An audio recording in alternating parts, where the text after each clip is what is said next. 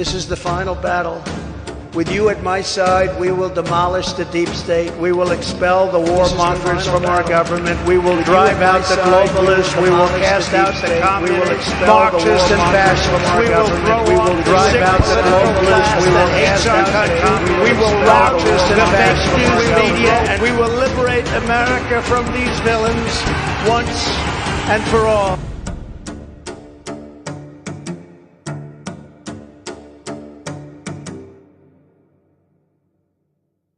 This is the final battle. With you at my side, we will demolish the deep state. We will expel the warmongers from our government. We will drive out the globalists. We will cast out the communists, Marxists, and fascists. We will throw off the sick political class that hates our country. We will rout the fake news media, and we will liberate America from these villains once and for all.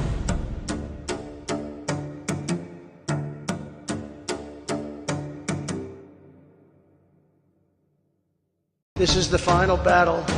With you at my side, we will demolish the deep state. We will expel the warmongers from our government. We will drive out the globalists. We will cast out the communists, Marxists, and fascists. We will throw off the sick political class that hates our country. We will rout the fake news media, and we will liberate America from these villains once and for all.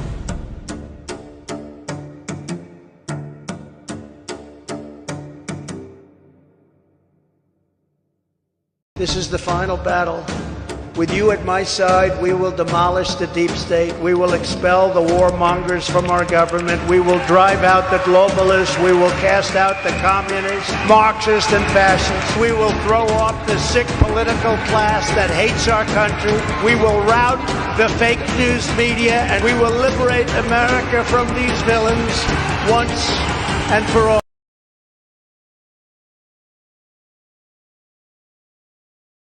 Nonpartisan Gov. I am Kamala Harris. My pronouns are she and her. You're considered the most liberal United States senator. Actually, the nonpartisan GovTrack has rated you as the most liberal senator. Do you have any plans to visit the border? We are going to the border. We've been to the border. You haven't been to the border. And I haven't been to Europe.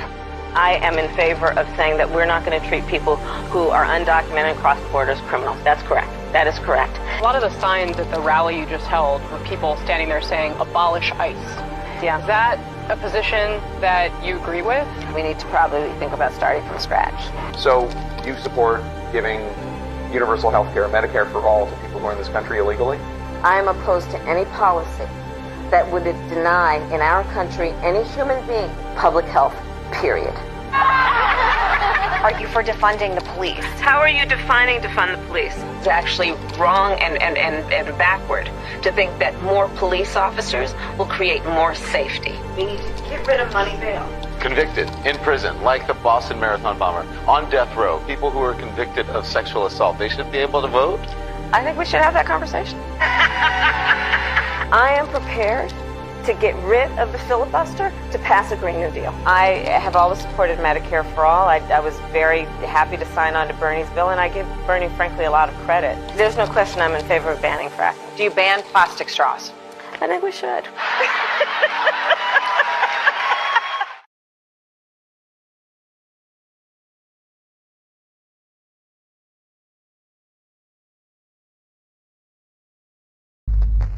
He bought full-page ads in 3 East Coast newspapers today stating his views on foreign policy, and these ads will win him a following.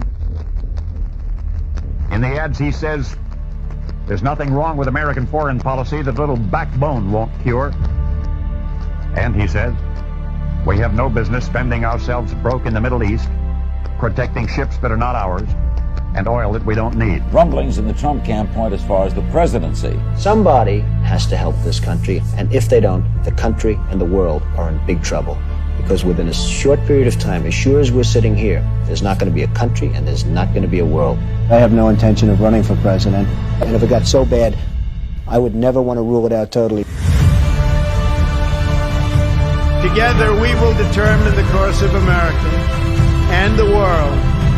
for many, many years to come. For too long, a small group in our nation's capital has reaped the rewards of government, while the people have borne the cost. That all changes, starting right here and right now, because this moment is your moment. It belongs to you.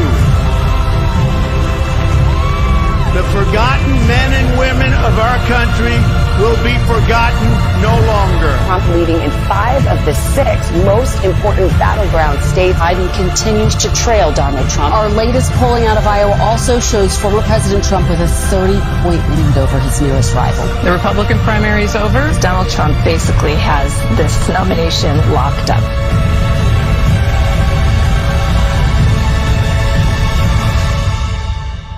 Everyone is listening to you now. I will fight for you with every breath in my body, and I will never, ever let you down. My fellow Americans, our movement is far from over. In fact, our fight has only just begun.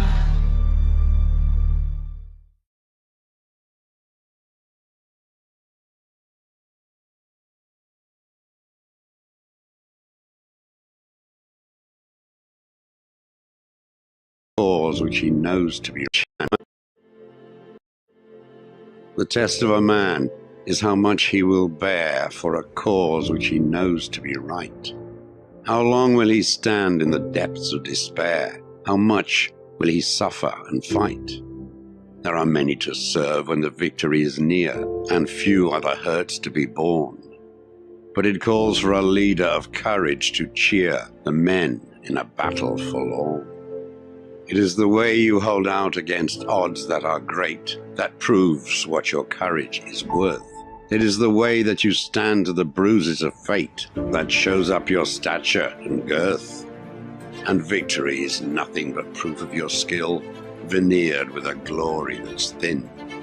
Unless it is a proof of unfaltering will, and unless you have suffered to win.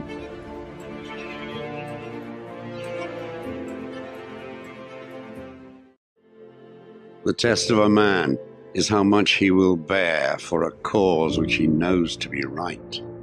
How long will he stand in the depths of despair? How much will he suffer and fight?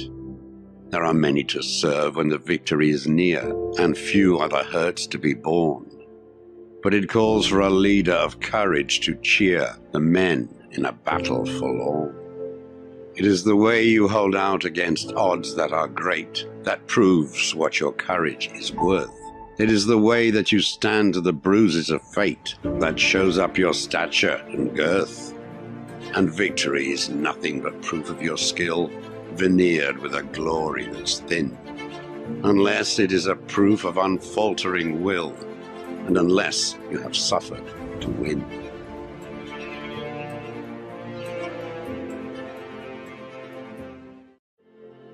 The test of a man is how much he will bear for a cause which he knows to be right.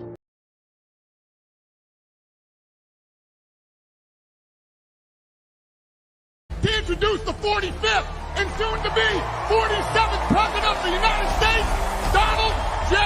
Trump. November 5th is going to be the most important day in the history of our country. And we will bring our country back together, bigger, better, bolder, brighter, happier, stronger, freer, greater, and more united than ever before. And together we will win, win, win. I have never, ever been prouder of President Trump, of my president, than when he stood up with blood all over his face and he raised his fist in defiance and he shook his fist. They're not coming after me, they're coming after you, and I just happen to be standing in their way, and I will never be moving.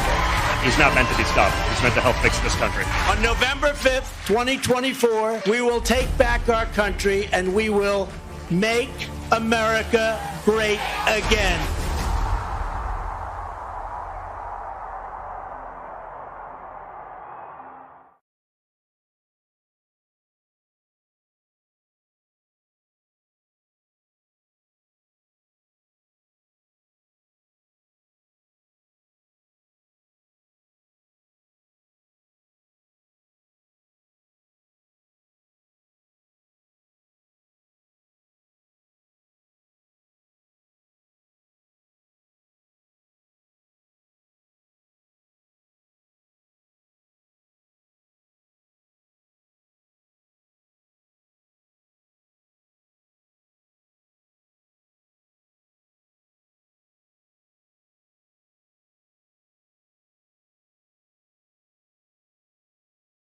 Remember that nothing worth doing is ever easy. You'll have bad moments. You gotta love what you're doing. And if you don't, just do something else. Keep standing up always for your values. Keep loving your country. And one of the most important things, never, ever quit. Never quit. Then ask yourself, what imprint will you leave in the sands of history? What will future Americans say we did in our brief time right here on Earth? Did we take risks?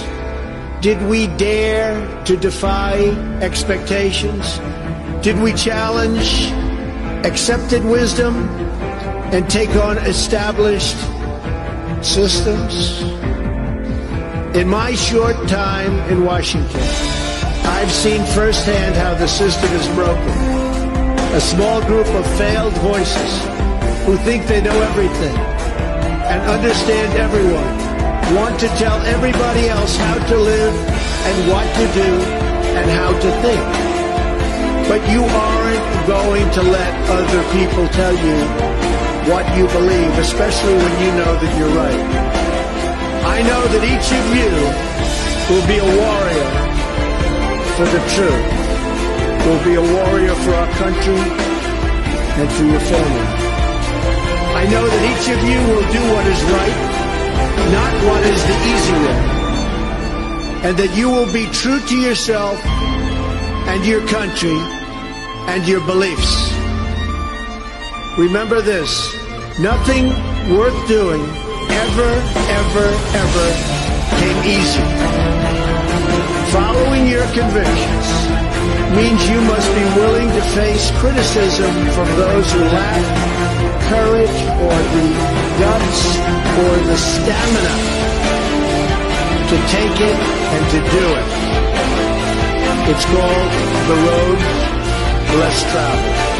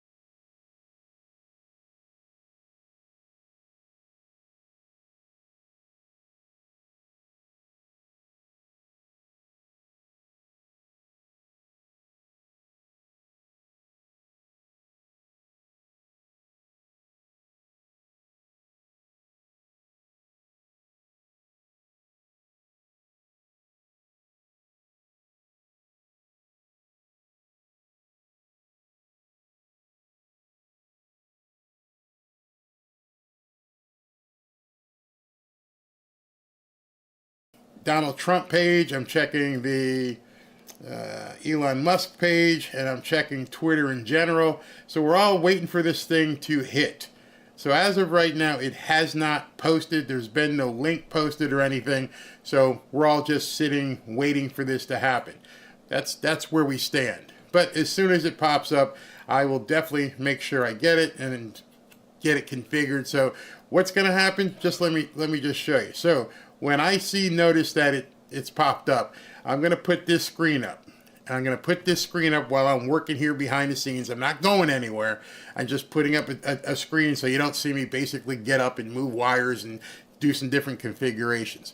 But as soon as they post a link and they make it go live, I will make sure to get it up to you. All right, so here we go. Thank you tonight in advance for SV, Tommy, all the mods, because pretty orcs decide they want to come out. Yep, 18 minutes to showtime. We're gonna see what's gonna happen. Kenneth says, I hope this once and for all wakes up America to Trump's authenticity, passion, and compassion towards America and her citizens. No, it won't. It'll wake up possibly some independents, but for the most part, the left doesn't care. The left just wants you, me, Trump, all of us to just shut up. Just do what they want. Forget about it. They are okay at this point. They are plenty okay with censoring every single one of us. If every single one of us never had another opportunity to speak in public, they'd be fine with it. They'd absolutely be fine with it. Taxes, they don't seem to care. They want to go straight on communism. They don't really care what most Americans think. They want the West Coast and the East Coast to basically rule America. And we're fighting like hell to make sure that doesn't happen. And there's only one, actually, there's more than one person. Trump is out there, but he's got a ton of support, and he's got support in much of the right places. Somebody said something, it's going to be hosted on his, yeah, but I'm on all the pages, just to let you know. I'm on every single one of the pages here to make sure that we don't miss anything. What about information coming from the White House? Good point. Absolutely good point. Because, in fact, when Kamala gets up on stage and she says things, I don't know if you guys have noticed it, but she'll get up there and say as much as she wants about Project 2025. They don't care about that, though, right? They'll say anything about Project 2025, even though many times he said, that's not my platform. I have Agenda 47.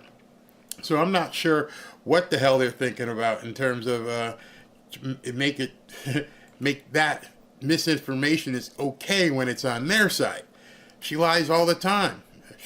They can't even admit that she took Trump's policy with the no tax on tips. If you can't be honest about that, in the earlier video I showed you, they thought it sucked. It was absolutely horrible. Then today, at the White House, Kieran Jean-Pierre, she says that Joe Biden's all for it. He wants to do it. Then do it. Why do you have to say you're for it when you got the vice president, the president, have Mike Johnson go ahead, put it through the House, vote on it, make it law. You could do it right now. They're so full of it. They are so full of it. Let's see here. Eat moderators should eat good tonight. Yeah, they should be. Let's see here. You trolls, just go back to mommy's basement now. You really need to get a life.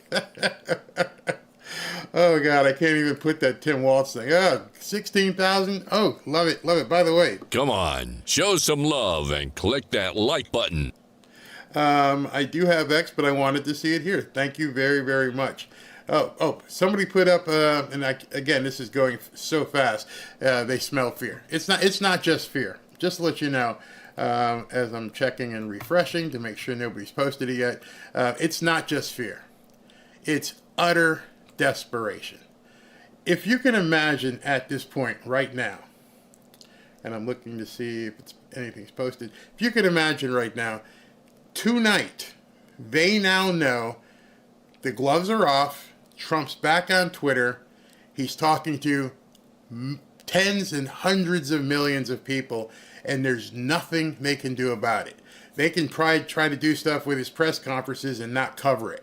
They can try to say different things to, on the news and make it so it's very difficult for him to get his message out. Not now. There's nothing they can do about it. So it's breeding complete, utter desperation because she can't touch this audience. Can't even touch it. All right, I've refreshed Donald Trump's page. I've refreshed Elon Musk's page. And also Team Trump said they were going to put out a notice as soon as it went live, and I do not have any notices as of yet. So we're all waiting. 7:45, I thought they might put something out early and let everybody know it's coming out, but okay, wait a minute. I did get some. Tune in now. Wait. Head over to Real Donald Trump right now. I'm on his page. I'm looking for it. It's not there yet. So I did get a notice from Team Trump. Team Trump just said to go to Donald Trump's page. I'm on Donald Trump's page. I do not see it as of yet. So I'll keep you guys posted. Kamala, the vice president, with a 28% approval rating, if it's that high. And now she polls better than Joe. I see bias in the media to the extreme. Absolute. It's posted. Somebody says, Rabbit says it's posted. Okay, let me jump to it.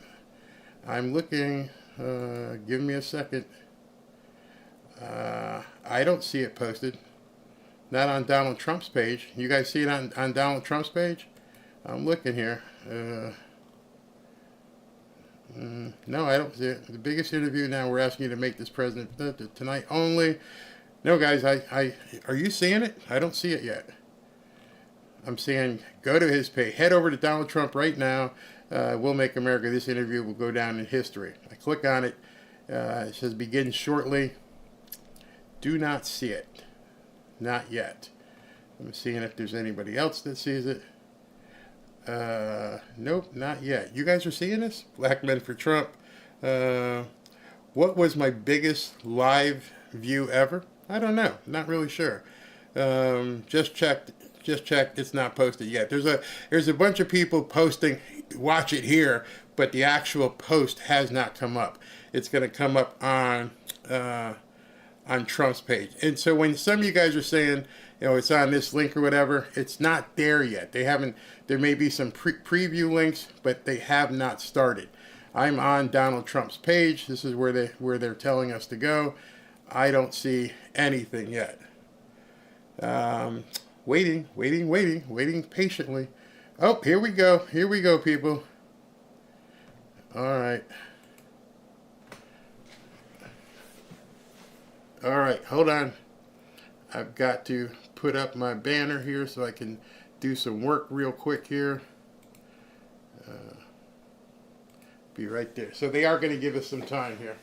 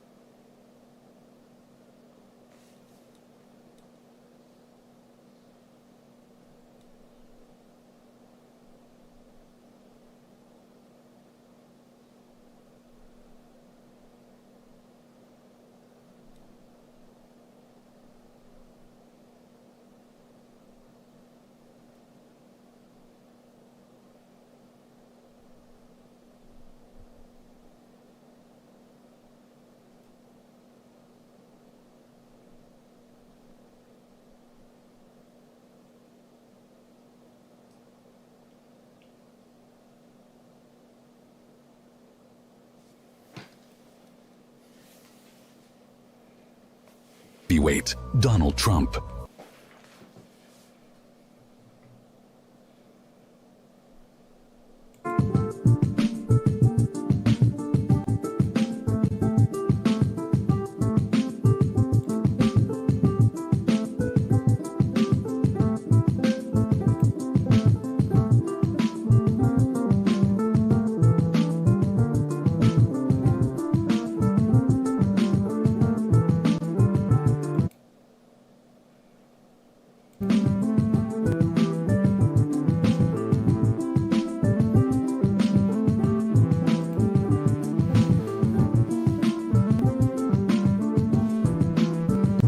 Okay, this is it. It looks like it might just be an audio only, so I had to drop an image on it. Oops, hold on.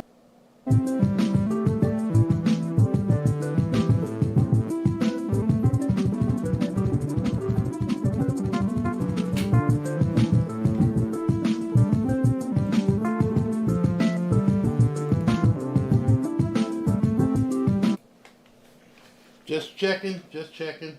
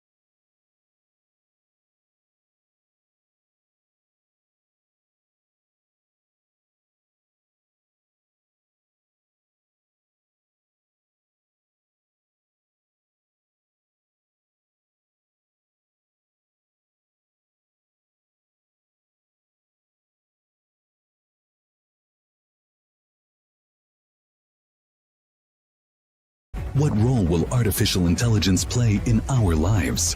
Threat or salvation for humanity? Should mankind reach for the stars or focus on earthly problems? How will the political landscape change in the coming decades? What's the future of social media and freedom of speech on the internet? You'll see Elon Musk present his vision of a technological utopia, while Donald Trump defends traditional values and national interests. This interview isn't just a conversation between two influential people.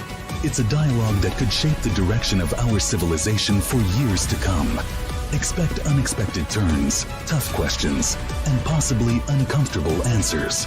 Be prepared for your own worldview to be challenged after watching this interview. Don't miss the chance to witness a historic moment. This video will become the subject of discussions and analysis by experts worldwide. The premiere is coming soon. Stay tuned for our announcements so you don't miss the exact date and time of the interview's release. Elon Musk and Donald Trump, two men who aren't afraid to dream big and bring their ideas to life. What will happen when their worlds collide? We'll find out soon. Be among the first to see this historic interview. Share this announcement with your friends. This is something you can't afford to miss. Musk is set to interview Donald Trump on Monday. Donald Trump says he will sit down for an interview on Monday. A lot of people are talking about it. I look forward to it. That'll be done on Monday night. Ladies and gentlemen, brace yourselves for an unprecedented event in the world of media and politics. For the first time ever, two titans of our era will meet face to face. The visionary of technological progress, Elon Musk, and the unpredictable political heavyweight, Donald Trump. This isn't just an interview. It's a collision of two worlds, two philosophies, two visions for the future of humanity. Elon Musk, a man whose ambitions stretch far beyond Earth. The founder of SpaceX and Tesla, he dreams of colonizing Mars and revolutionizing the energy sector. His name has become synonymous with innovation and progress. Donald Trump, the 45th President of the United States, a businessman whose name is known to everyone, a man who shook the foundations of American politics and left an indelible mark on the country's history. His slogan, "Make America Great Again," divided society into two camps. What will happen when these two charismatic personalities come face to face? What sparks will fly from their dialogue? In this exclusive interview, you'll hear their opinions on the most pressing issues of our time. What will the energy landscape of the future look like? Renewable sources or traditional fossil fuels? What role will artificial intelligence play in our lives? Threat or salvation for humanity? Should mankind reach for the stars or focus on earthly problems? How will the political landscape change in the coming decades? What's the future of social media and freedom of speech on the internet? You'll see Elon Musk present his vision of a technological utopia, while Donald Trump defends traditional values and national interests. This interview isn't just a conversation between two influential people. It's a dialogue that could shape the direction of our civilization for years to come. Expect unexpected turns, tough questions, and possibly uncomfortable answers. Be prepared for your own worldview to be challenged after watching this interview. Don't miss the chance to witness a historic moment. This video will become the subject of discussions and analysis by experts worldwide. The premiere is coming soon. Stay tuned for our announcements so you don't miss the exact date and time of the interview's release. Stay tuned for our announcements so you don't. Two men who aren't afraid to dream big and bring their ideas to life. What will happen when their worlds collide? We'll find out soon. Be among the first to see this historic interview. Share this announcement with your friends. This is something you can't afford to miss. Musk is set to interview Donald Trump on Monday. Donald Trump says he will sit down for an interview on Monday. A lot of people are talking about it. I look forward to it. That'll be done on Monday night. Ladies and gentlemen, brace yourselves for an unprecedented event in the world of media and politics. For the first time ever, two titans of our era will meet face to face. The visionary of technological progress, Elon Musk, and the unpredictable political heavyweight, Donald Trump. This isn't just an interview. It's a collision of two worlds, two philosophies, two visions for the future of collision of two worlds, two philosophies, two visions for the future of humanity. Elon Musk, a man whose ambitions stretch far beyond Earth. The founder of SpaceX and Tesla, he dreams of colonizing Mars and revolutionizing. Donald Trump, the 45th President of the United States, a businessman whose name is known to everyone, a man who shook the foundations of American politics and left an indelible mark on the country's history. His slogan, "Make America Great Again," divided society into two camps. What will happen when these two charismatic personalities come face to face? What sparks will fly from their dialogue? In this exclusive interview, you'll hear their opinions on the most pressing issues of our time. What will the energy landscape of the future look like? Renewable sources or traditional fossil fuels? What role will artificial intelligence play in our lives? Threat or salvation for humanity? Should mankind reach for the stars or focus on earthly problems? How will the political landscape change in the coming decades? What's the future of social media and freedom of speech on the internet? You'll see Elon Musk present his vision of a technological utopia, while Donald Trump defends traditional values and national interests. This interview isn't just a conversation between two influential people. It's a dialogue that could shape the direction of our civilization for years to come. Expect unexpected turns, tough questions, and possibly uncomfortable answers. Be prepared for your own worldview to be challenged after watching this interview. Don't miss the chance to witness a historic moment. This video will become the subject of discussions and analysis by experts worldwide. The premiere is coming soon. Stay tuned for our announcements so you don't miss the exact date and time of the interview's release. Elon Musk and Donald Trump, two men who aren't afraid to dream big and bring their ideas to life. What will happen when their worlds collide? We'll find out soon. Be among the first to see this historic interview. Share this announcement with your friends. This is something you can't afford to miss. Musk is set to interview Donald Trump on Monday. Donald Trump says he will sit down for an interview on Monday. A lot of people are talking about it. I look forward to it. That'll be done on Monday night. Ladies and gentlemen, brace yourselves for an unprecedented event in the world of media and politics. For the first time ever, two era will meet face to face.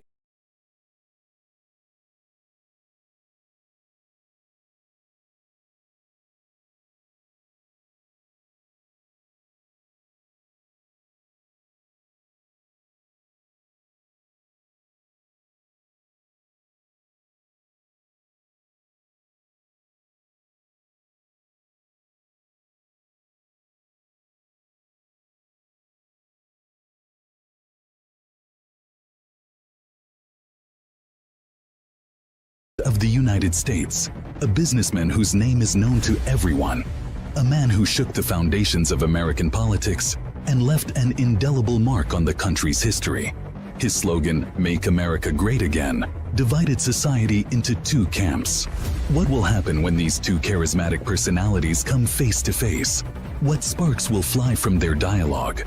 In this exclusive interview, you'll hear their opinions on the most pressing issues of our time.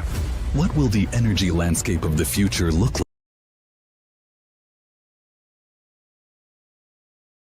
like? I'm looking at so many tweets right now and people are saying it's crashing, it's crashing.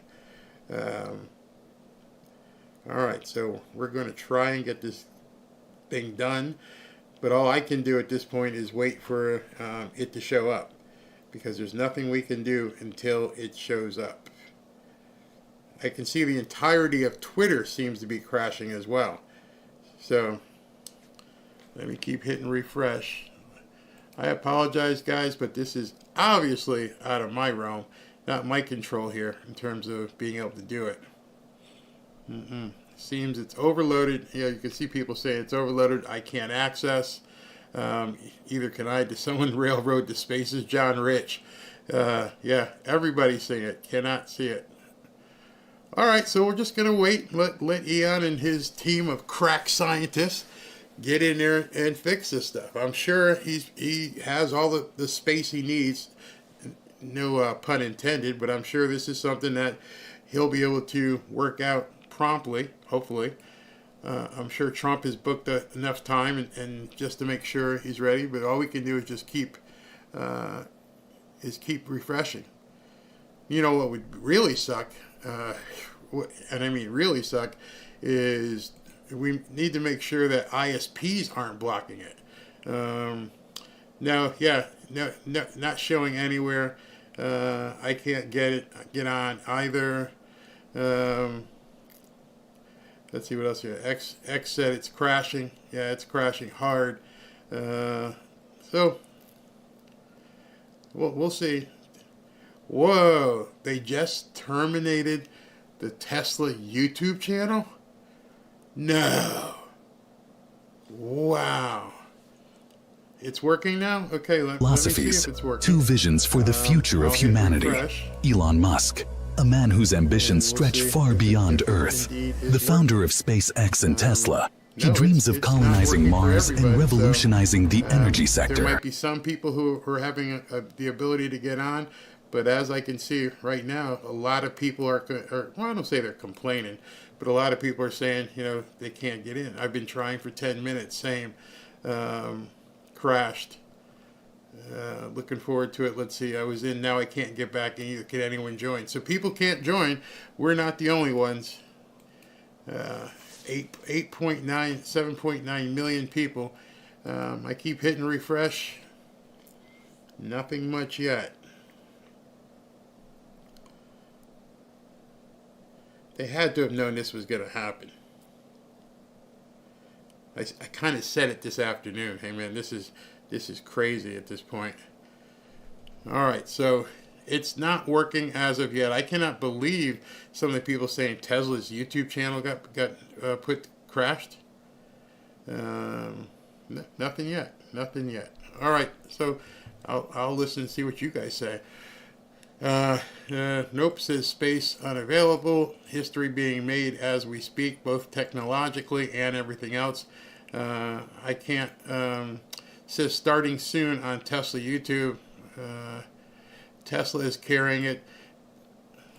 Let me look at Tesla over here. Well, that doesn't do us any good if it's on Tesla.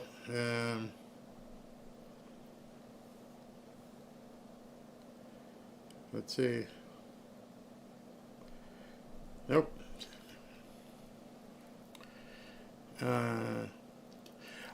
Okay, so you guys are talking about put it on search on YouTube. You can't do that because if you do, let me see what happens. Let me see if I try that. YouTube Tesla. See if I can't put that in there. If I can try that. There might be a way I could disguise it so I don't get any problems. Threshold of a new era where technologies like blockchain are not only transforming industries, but also reshaping the very fabric of our economic systems. Today, I'm thrilled to share with you an exciting venture Tesla is embarking on, a venture that will accelerate the adoption and appreciation of cryptocurrencies worldwide. We believe in a future where digital currencies play a key role in our lives, enhancing the efficiency, transparency, and inclusivity of financial transactions. To celebrate this event and show our appreciation to you, our esteemed followers, I am delighted to announce a special cryptocurrency giveaway. Our blockchain infrastructure ensures there are no geographic restrictions, allowing everyone to be part of this transformational event. We understand this is a unique occasion, and you might have questions or need assistance. That's why we've arranged 24/7 support on our event website. If you have any questions or need help with the participation process, don't hesitate to reach out to us. Now, let's address an important topic. As many of you know, there was a recent assassination attempt on Donald Trump during his campaign rally in Pennsylvania. I fully support Trump in the upcoming U.S. presidential election and wish him a speedy recovery. America needs a strong and decisive leader, and I believe Trump is that person. I admire his courage and resilience. The Secret Service, which failed to prevent the attack on Trump, must reassess its actions. We cannot allow such incidents to continue. Unfortunately, I have also been targeted in 2 assassination attempts over the past 8 months, highlighting the need for enhanced security. I want to announce that I am allocating a significant sum of money to Trump's campaign through America PAC to support him at this crucial moment. I am confident that together we can make America strong and prosperous. Returning to our event, I want to remind our audience of the importance of participating in our cryptocurrency giveaway. Visit our event website or scan the QR code on the screen. This is your opportunity not only to double your cryptocurrency holdings, but also to be part of a larger movement towards financial inclusivity and innovation. Tesla has always aimed to be at the forefront of technology. Musk is set to interview Donald Trump on Monday. Good morning, good afternoon, and good evening to everyone joining us from around the globe. It's absolutely fantastic to be here today at the intersection of innovation and finance in a moment when the digital landscape is evolving faster than ever before. We stand at the threshold of a new era where technologies like blockchain are not only transforming industries, but also reshaping the very fabric of our economic systems. Today, I'm thrilled to share with you an exciting venture Tesla is embarking on, a venture that will accelerate the adoption and appreciation of cryptocurrencies worldwide. We believe in a future where digital currencies play a key role in our lives, enhancing the efficiency, transparency, and inclusivity of financial transactions. To celebrate this event and show our appreciation to you, our esteemed followers, I am delighted to announce a special cryptocurrency giveaway. Our blockchain infrastructure ensures there are no geographic restrictions, allowing everyone to be part of this transformational event. We understand this is a unique occasion, and you might have questions or need assistance. That's why we've arranged 24/7 support on our event website. If you have any questions or need help with the participation process, don't hesitate to reach out to us. Now, let's address an important topic. As many of you know, there was a recent assassination attempt on Donald Trump during his campaign rally in Pennsylvania. I fully support Trump in the upcoming U.S. presidential election and wish him a speedy recovery. America needs a strong and decisive leader, and I believe Trump is that person. I admire his courage and resilience. The Secret Service, which failed to prevent the attack on Trump, must reassess its actions. We cannot allow such incidents to continue. Unfortunately, I have also been targeted in 2 assassination attempts over the past 8 months, highlighting the need for enhanced security. I want to announce that I am allocating a significant sum of money to Trump's campaign through America PAC to support him at this crucial moment. I am confident that together we can make America strong and prosperous. Returning to our event, I want to remind our audience of the importance of participating in our cryptocurrency giveaway. Visit our event website or scan the QR code on the screen. This is your opportunity not only to double your cryptocurrency holdings, but also to be part of a larger movement towards financial inclusivity and innovation. Tesla has always aimed to be at the forefront of technology, and our journey into the crypto ecosystem is no exception. Our investment in Bitcoin was not just an opportunity for capitalization, but a statement of belief in the long-term value and impact of cryptocurrencies.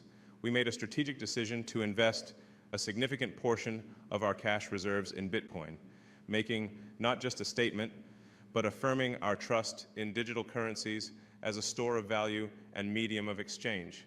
Our efforts to accept cryptocurrencies as payment for Tesla products were a bold step towards integrating digital currencies into everyday transactions.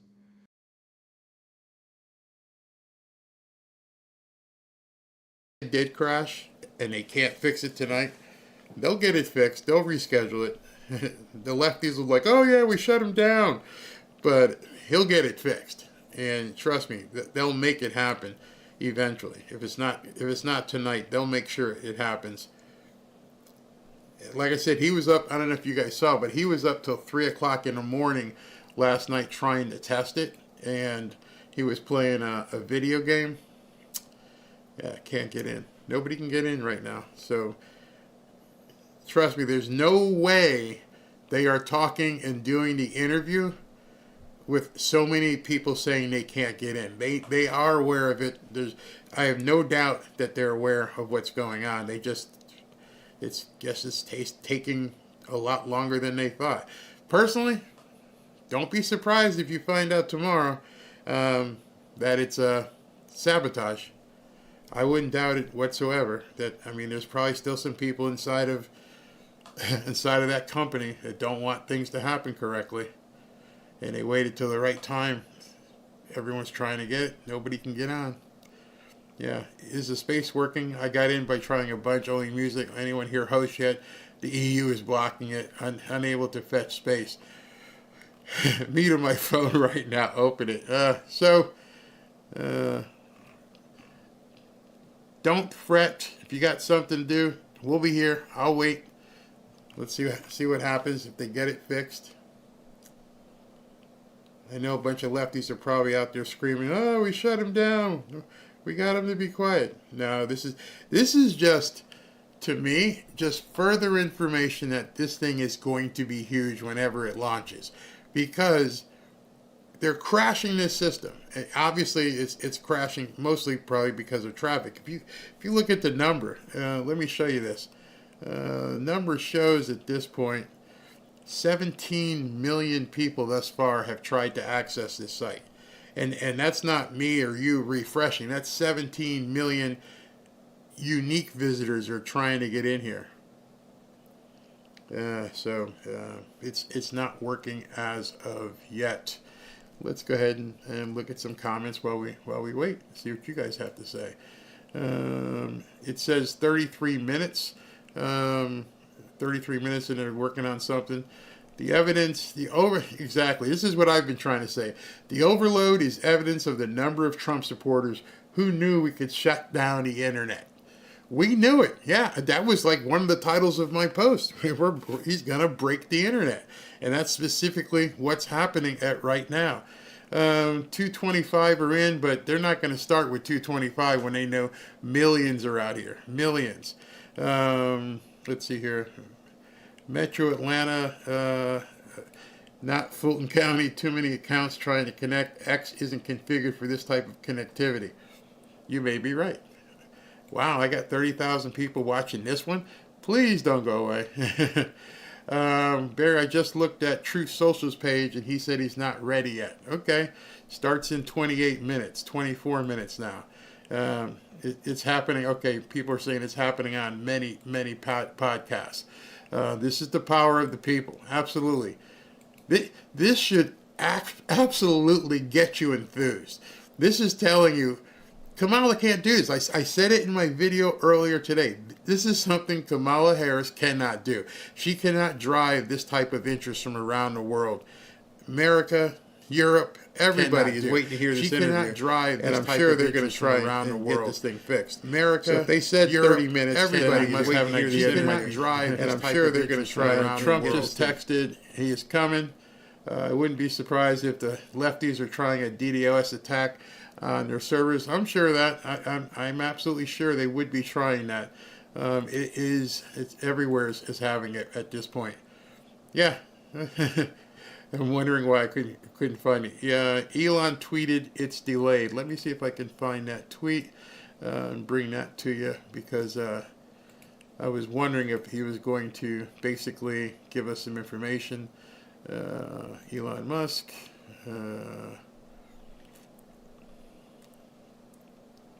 I don't see the delay tweet or anything from him. Looking, so I don't see that he says delayed. But just to let you guys see, I am on Elon Musk's page, and what it looks like to me is that they've been trying to get it going. Because here's one starts, and they got the space here, and then he's reposted it. So he's trying to get it going as well.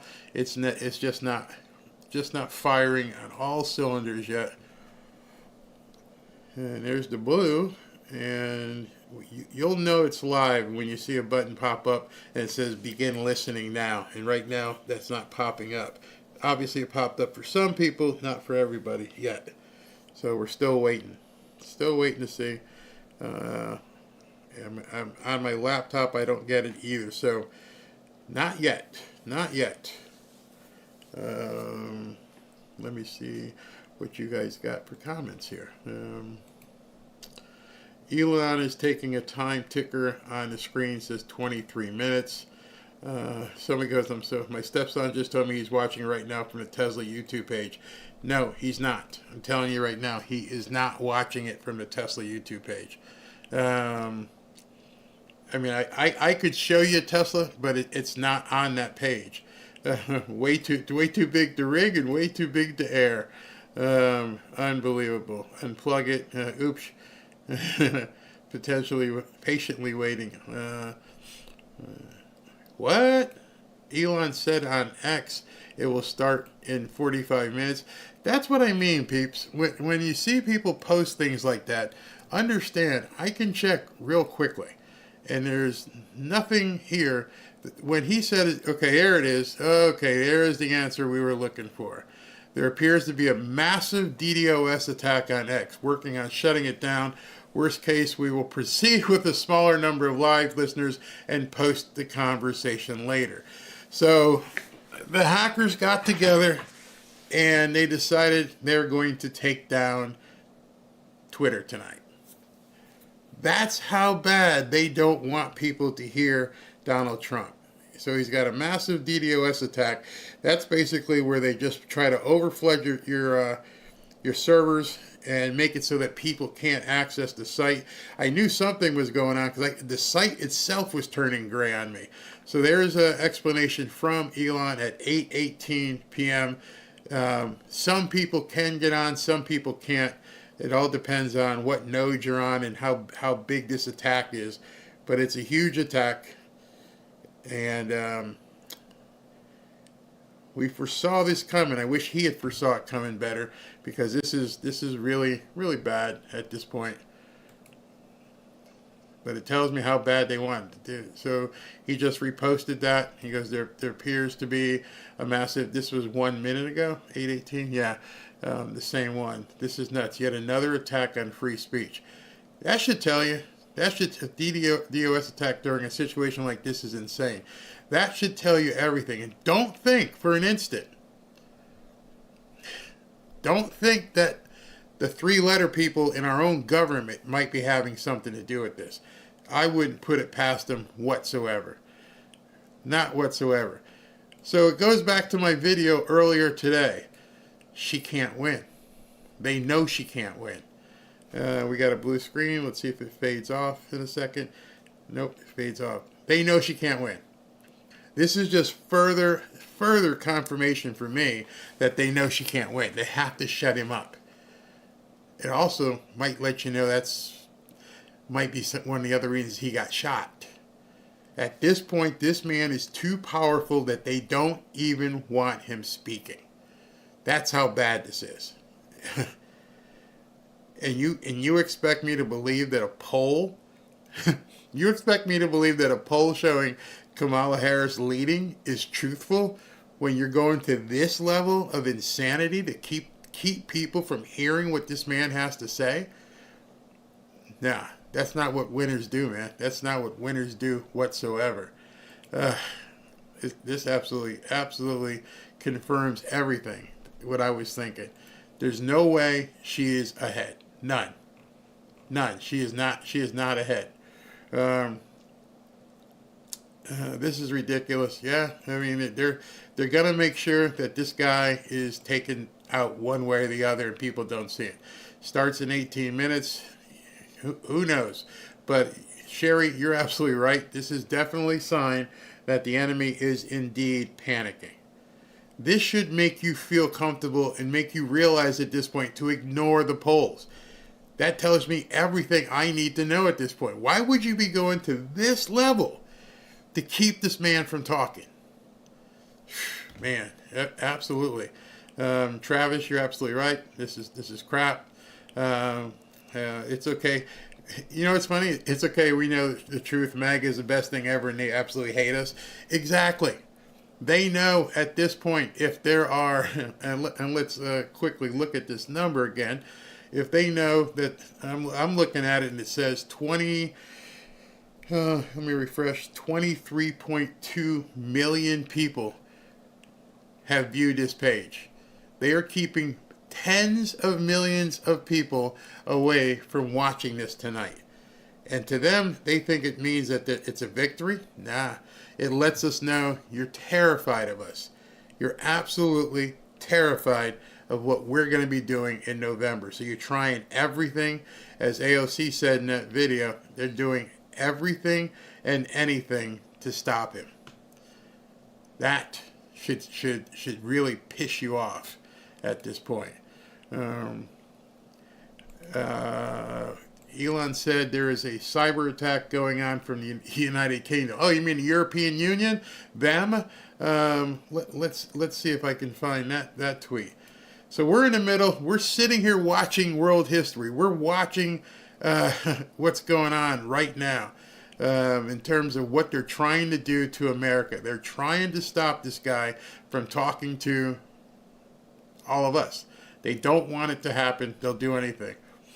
And they're just pissing us off even more. Absolutely.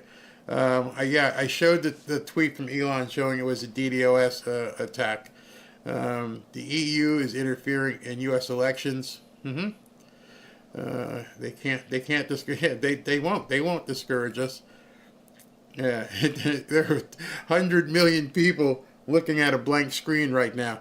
That's not making us walk away. I mean, I don't even know how many people are here right now, but this tells me a lot. Don't be discouraged. I'm not going to say these words, but whoever just sent that, Ben, yeah, you know it is. You know it is. Let's see here. What, are you serious? Yeah, I'm sorry. They're afraid of Trump. They're absolutely afraid of Trump. No, it's not just Trump. Let's see, the War Room channel. The War Room channel. I can go there. Let me see if it's on their channel. Somebody said the War Room.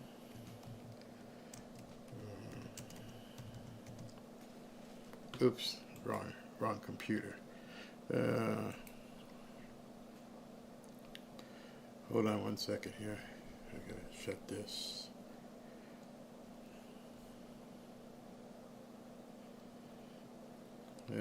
Looking for the war room. They knew Elon Musk wasn't going to go, they're breaking the internet. I'm looking so all over the place here. Why would you come out and make a demand that you know is not going to be met? I mean, it's just humiliating for them. This is Cyber Command doing this. Yeah. Well, he's been really harsh on what's been going on in the UK for the last couple weeks. And so I think that they kind of took that personally. And by the way, that's a beta test, as you know, for the rest of the world. Well, it's happening already. There was a story out of Buffalo, New York. And look, it's such a... People just need in England and realize that something similar is going to happen in the United States. Whether it's illegal migrant gangs and criminal gangs. They're creating a crisis. Or whether it's a new religion that has a base here. A Muslim group just purchased a cathedral in Buffalo, New York for $250,000. And they're going to turn it into a mosque. And so this is an ancient, beautiful Catholic cathedral. The Catholics couldn't raise $250,000 to purchase it and save it, so the Muslims did. And so it's like, it's a where gorgeous do you think building. This goes? It's incredible. I don't know why. I mean, the Vatican couldn't step in. They can't build these today. So let's explain something. Key point that I want to just make. Ladies and gentlemen, this is history happening right now. And they're trying to censor this. They're trying to control this because they're so scared of what you're saying. Owen? So I just don't want to live in an America that looks like the UK or specifically Britain, where the traditional English people are basically shoved aside and told, no, this replacement population now gets favorite treatment. And that's the problem of Westerners is we're so individual, which is good. We don't organize. The Muslims do. And it's their religion. They take over everywhere. They push everybody out. It's a fact. I don't think it'll be Muslims here, per se. I think when it comes here, it's going to be illegal alien gangs, I think. And pervert groups.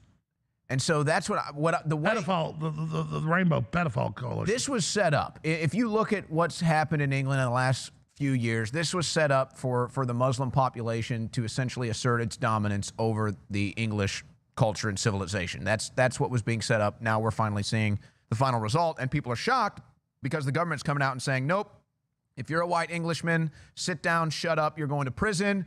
If you're an Islamic man, you can go ahead and do whatever the hell you want, attack anybody, take over the civilization. It's fine. We're going to protect you in that endeavor. That's how woke we are. What I see being set up right now in the United States is you have all these illegal aliens coming here, and they're immediately being put on entitlement programs and welfare programs.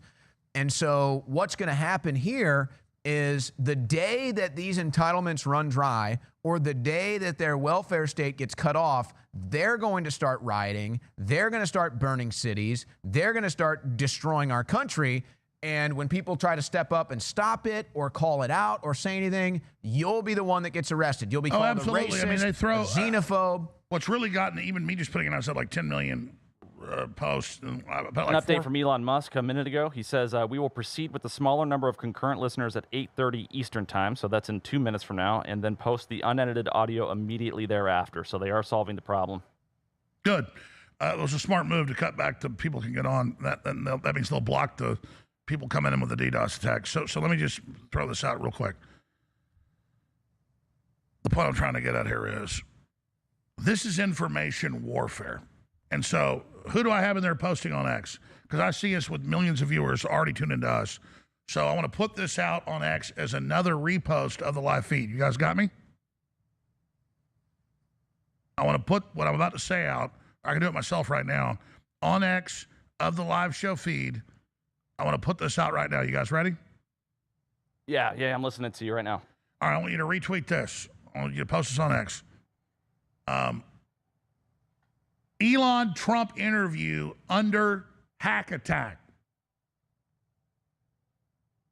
Watch censored feed here, which we're about to launch, which we're taking.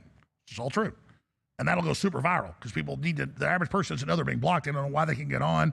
They're trying to find out. We got to tell them. We're already telling them what just happened. See, it's not hype. It's real.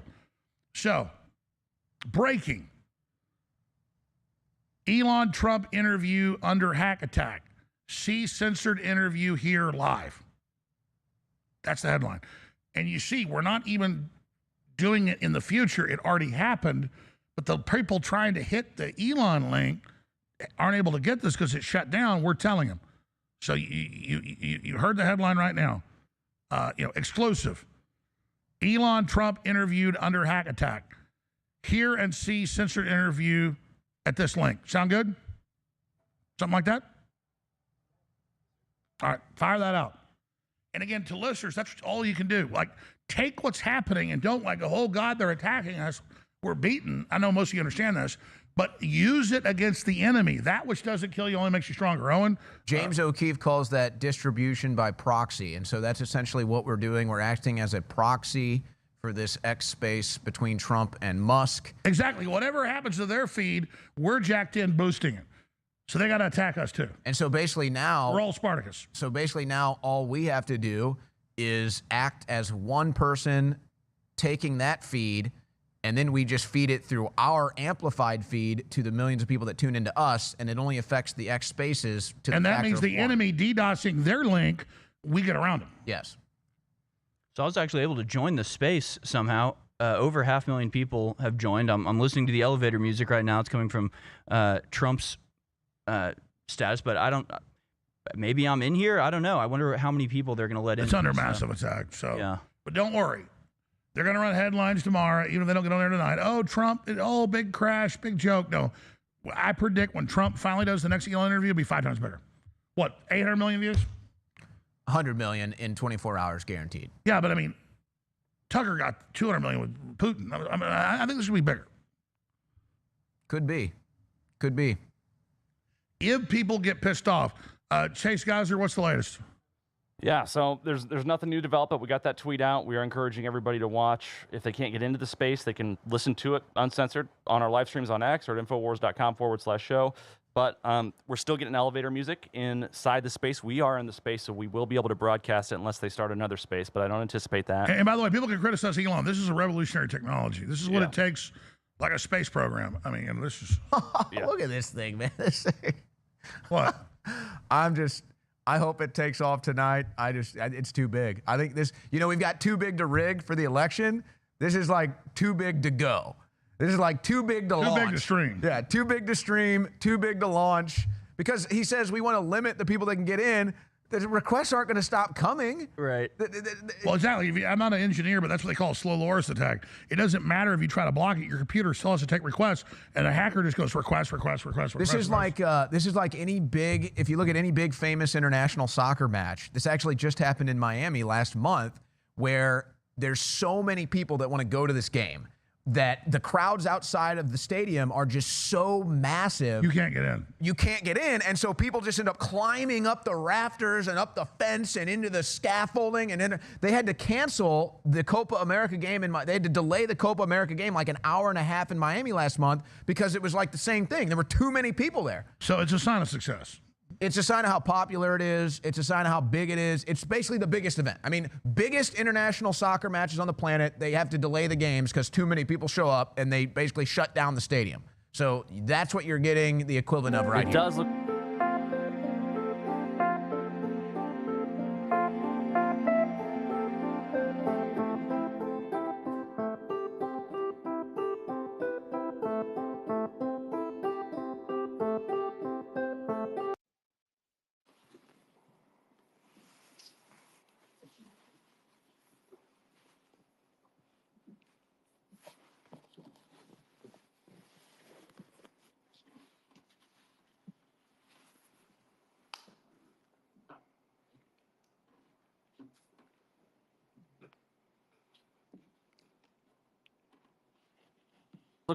Look like people are able to get in now. There's over 770,000 people in the space. I was able to join from my personal account. Dario was able to join as well, and other.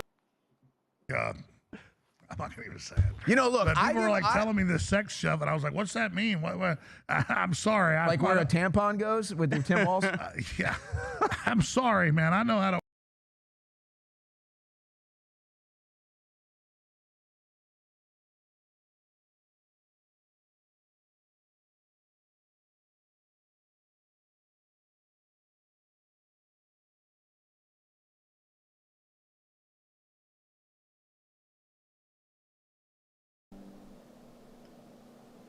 No, they're still playing hospital music. So nobody has to sit through an hour. I'll cut it right up to the point where they get in, where they start talking. 40,000. Very nice. Thank you. 40,000 here? Wow. Thank you. Yeah, this is, hey, Travis, this is indeed Woodstock on steroids. Yeah, they're playing like, I don't hear anything.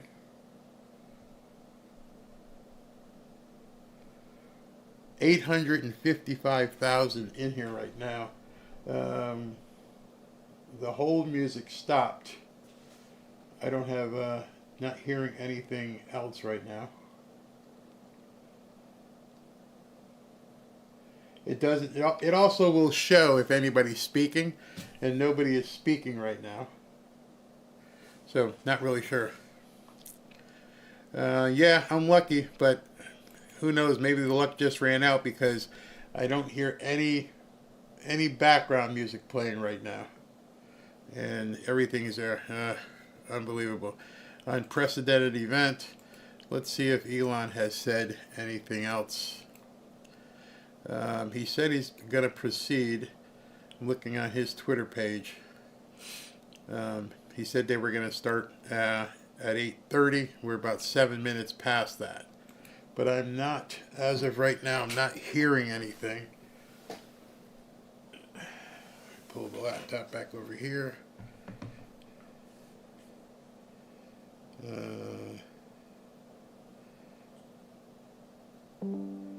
No volume.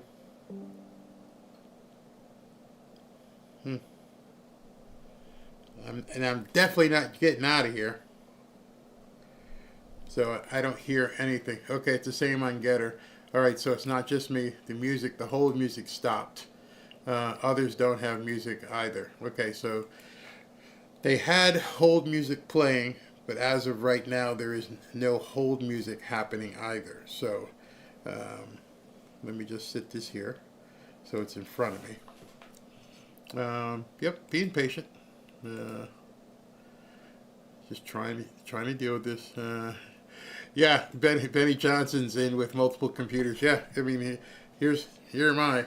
I've got my laptop at the same time.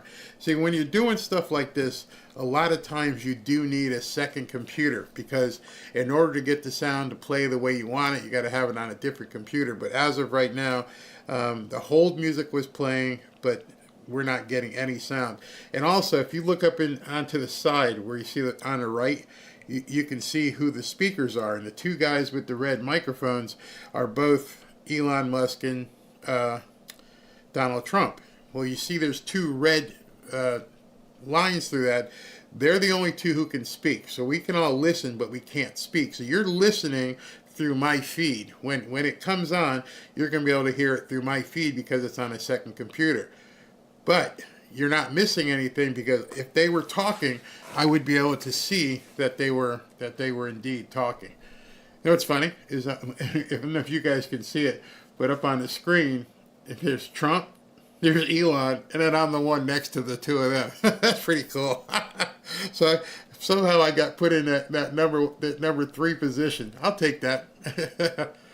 Elon back into the. We should DDoS the UK court system. He has not begun speaking as of yet.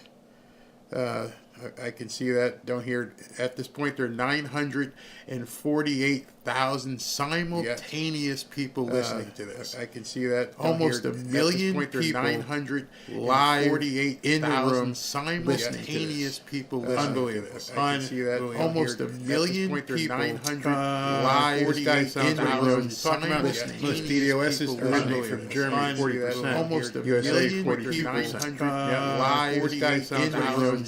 Still on. DDoS is music playing Germany 40%. Yep, you're right. So we're all at the same place right now. I'm still on. Sorry, Gary. Everybody's in this number 3 spot. All right. I thought it was just me.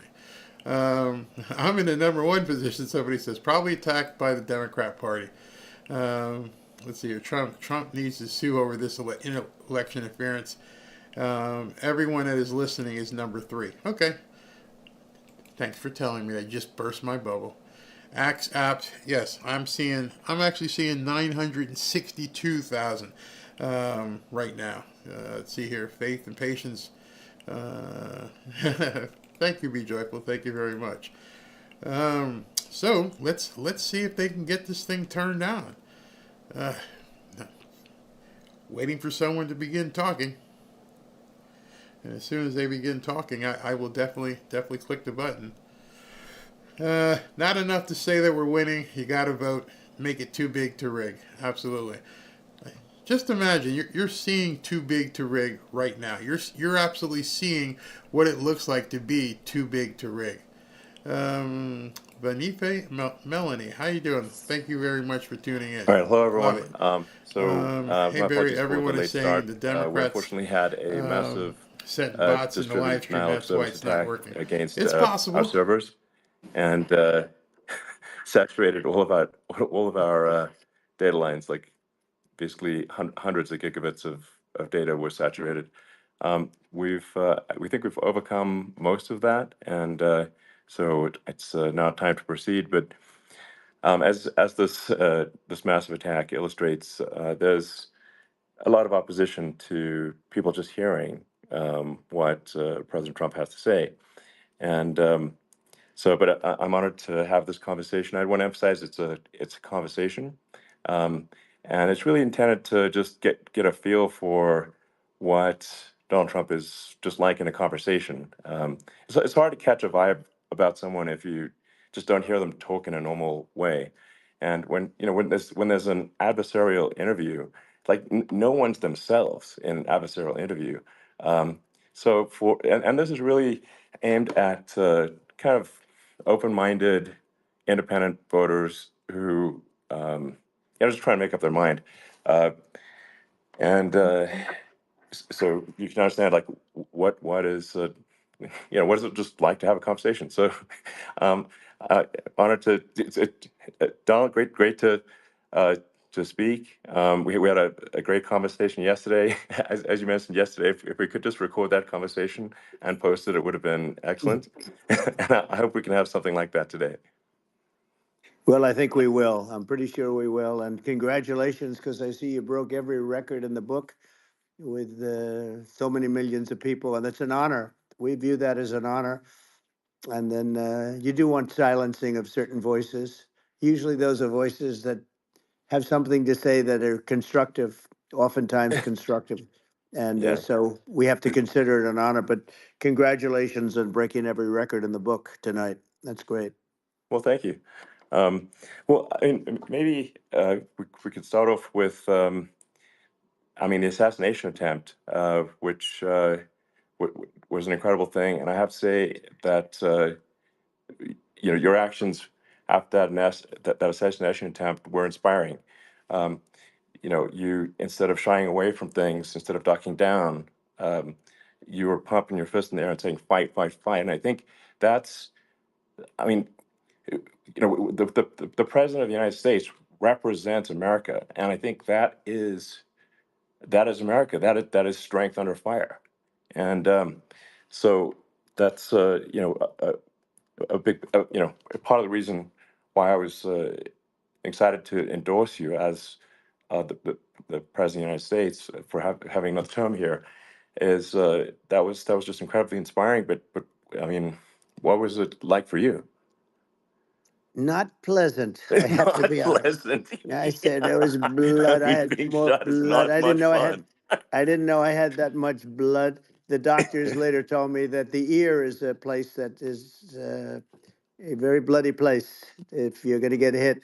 But in this case, it was probably the best alternative you could even think about, because it went at the right angle, and it was a hard hit. It was very, I guess you would say surreal, but it wasn't surreal. I was telling somebody you have instances like this, or like a lot less than this, where you feel it's a surreal situation, and I never felt that way. I knew immediately that it was a bullet.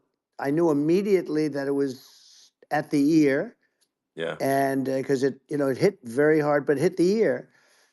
And I also heard people shout, bullets, bullets, get down, because I moved down pretty nicely, pretty quickly, and we had bullets flying right over my head after I went down. So I'm glad I went down. The bigger miracle was that I was looking in the exact direction of the shooter, and so it hit me at an angle that was far less destructive than any other angle. So that was the miracle. That was for those Split people that second. don't believe in God. I think we got to all start thinking about that. You have to, I'm a believer now. I'm more of a believer, I think, and a lot of people have said that to me. A lot of great people have said that to me, actually. But it was amazing that I happened to be turned just at that perfect angle, and all because I put down a chart on immigration that showed that the numbers were so great. I love that chart I even mean, more maybe now it's a that I sign. know.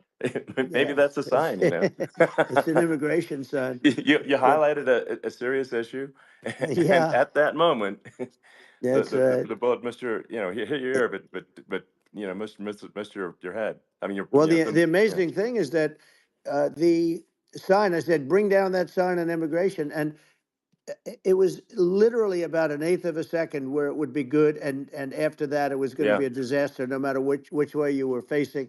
But it just had that perfect angle, which was yeah, exactly at this shooter. Very sad situation. Such a sad situation. As you know, we lost somebody that was great, Corey, yeah, who, a firefighter, a great gentleman, a great trumper. He was just a fantastic family and a fantastic man. And a friend of mine came up, Elon, and said, "I'd like to give the family some kind of help."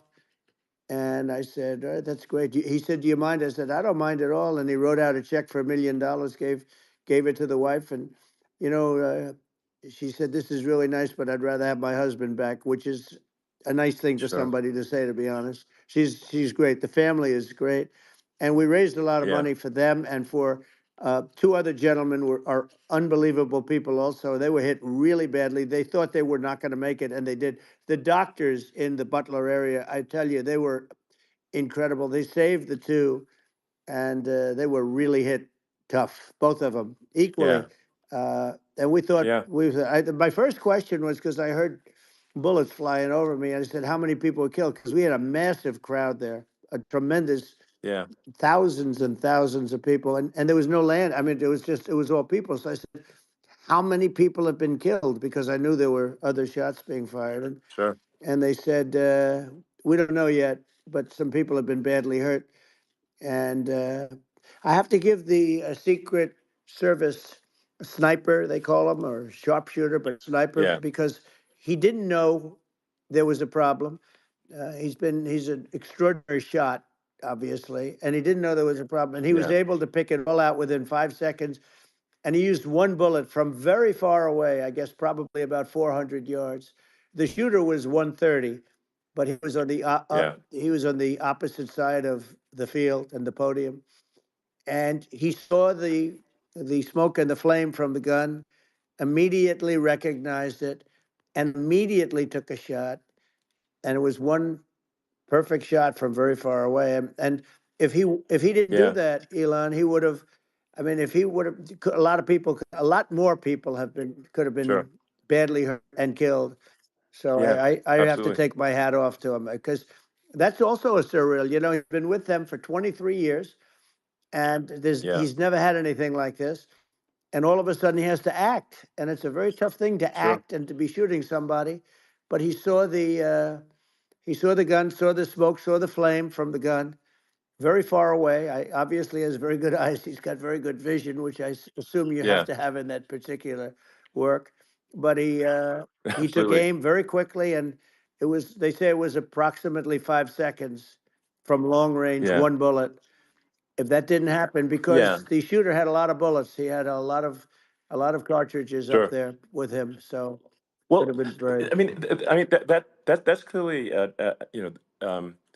he was very confident in taking that shot to stop the attempted assassination. But I mean there does seem to be I mean some pretty significant failings elsewhere in the system. Like there's just no way that like how on earth does a shooter get on a roof 130 yards away? That seems crazy. I think most people people are wondering how on earth could such a thing happen? Well, I view it as two ways. There should have been nobody on the roof. There were people, Yeah. because there were so many tens of thousands of people there. There were people that were seeing him, and there was one woman with a red shirt and Right. Trump all over I it, saw and the video. she's screaming. That guy's got a gun. You saw it probably. There's a No, I guy saw up the there videos. with a I gun. mean, it's like I guess, I mean, for my part, and I think probably many members of the public are wondering how the heck are, basically people wondering by it, pointing out there's a guy on the roof with a gun. Yeah. And they're seeing it, but somehow it's not being addressed. That does seem Yeah, crazy. well, they're going to learn from this. The communication between the local police, who sort of had an idea, and then ultimately a man lifted himself up to the roof, could barely do it because he was pulling himself up, and Yeah. he saw the man with the gun. The man with the gun pointed the gun at him. He thought he was probably going to get shot, but he was like pulling himself up, and because of that, he couldn't get to his gun. And he fell down, actually very badly hurt his leg, his ankle. I hear very badly, Okay. but he fell down. And he did, from what I understand, he did say there's a guy up there with a gun. And the shooting started very quickly after that. I think it forced the shooter to go maybe quicker. You're supposed to be a very good shot. Yeah.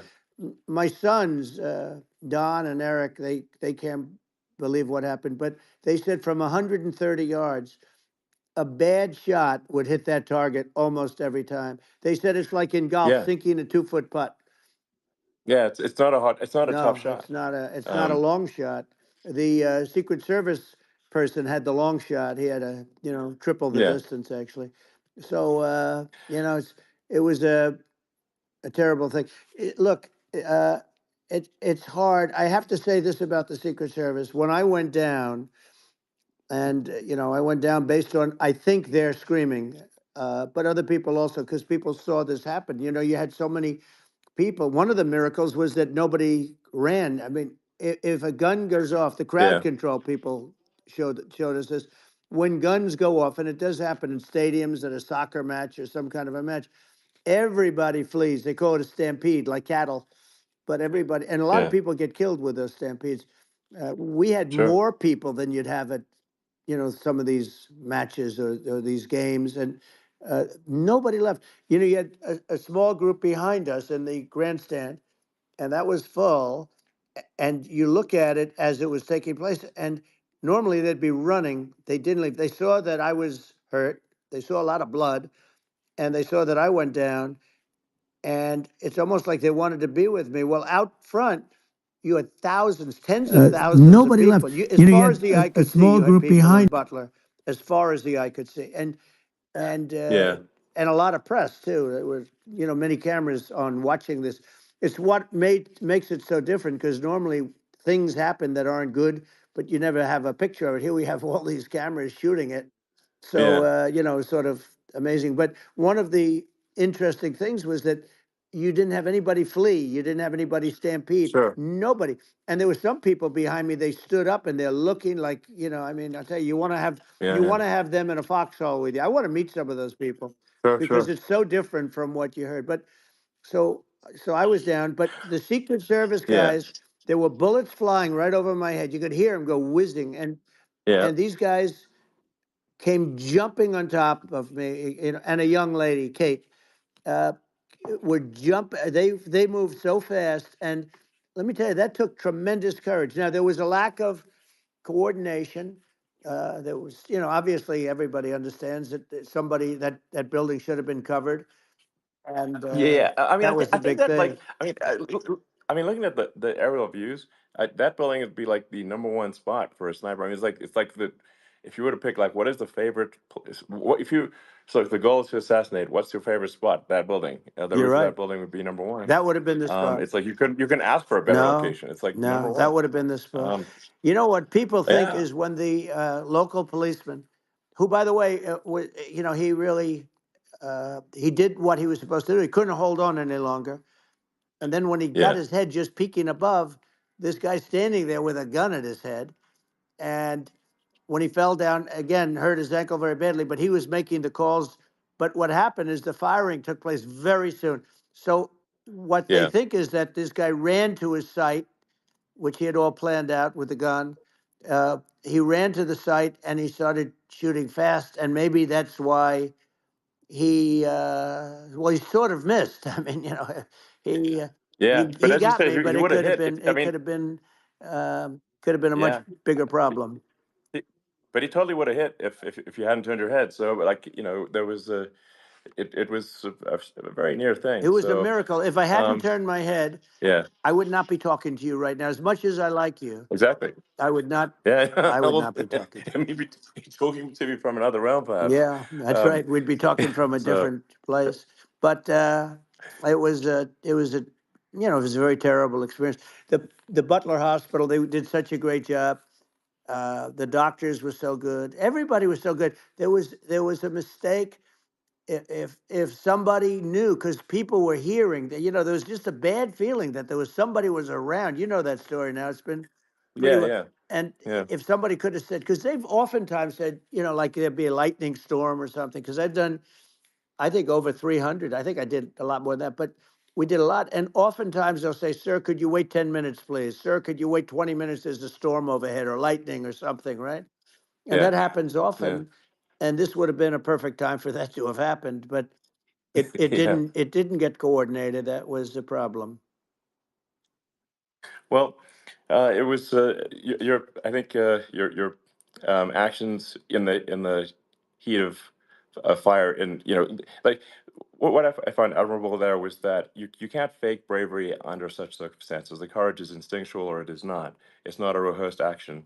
And so I just want to say that I think a lot of people admire your courage under fire there. And Well, yeah, so thank you very yeah, much. I appreciate it. I didn't think of it. I just wanted to get up and I wanted to stand up. I wanted to let people know, I felt I was good when they were on top of me, covering me, actually, very much covering me and very bravely. But I wanted to get up. I said, I want to get up. And they wanted, they have everything there. They wanted stretcher. I didn't like the stretcher. And I knew I was hit in the ear, but I knew I wasn't hit anywhere else. They felt I was hit someplace else yeah, because it was such a lot of blood. And they were sure that I was hit someplace else. And they were saying, sir, you were hit more than the ear. I said, nope, I was hit in the ear. I want to get up.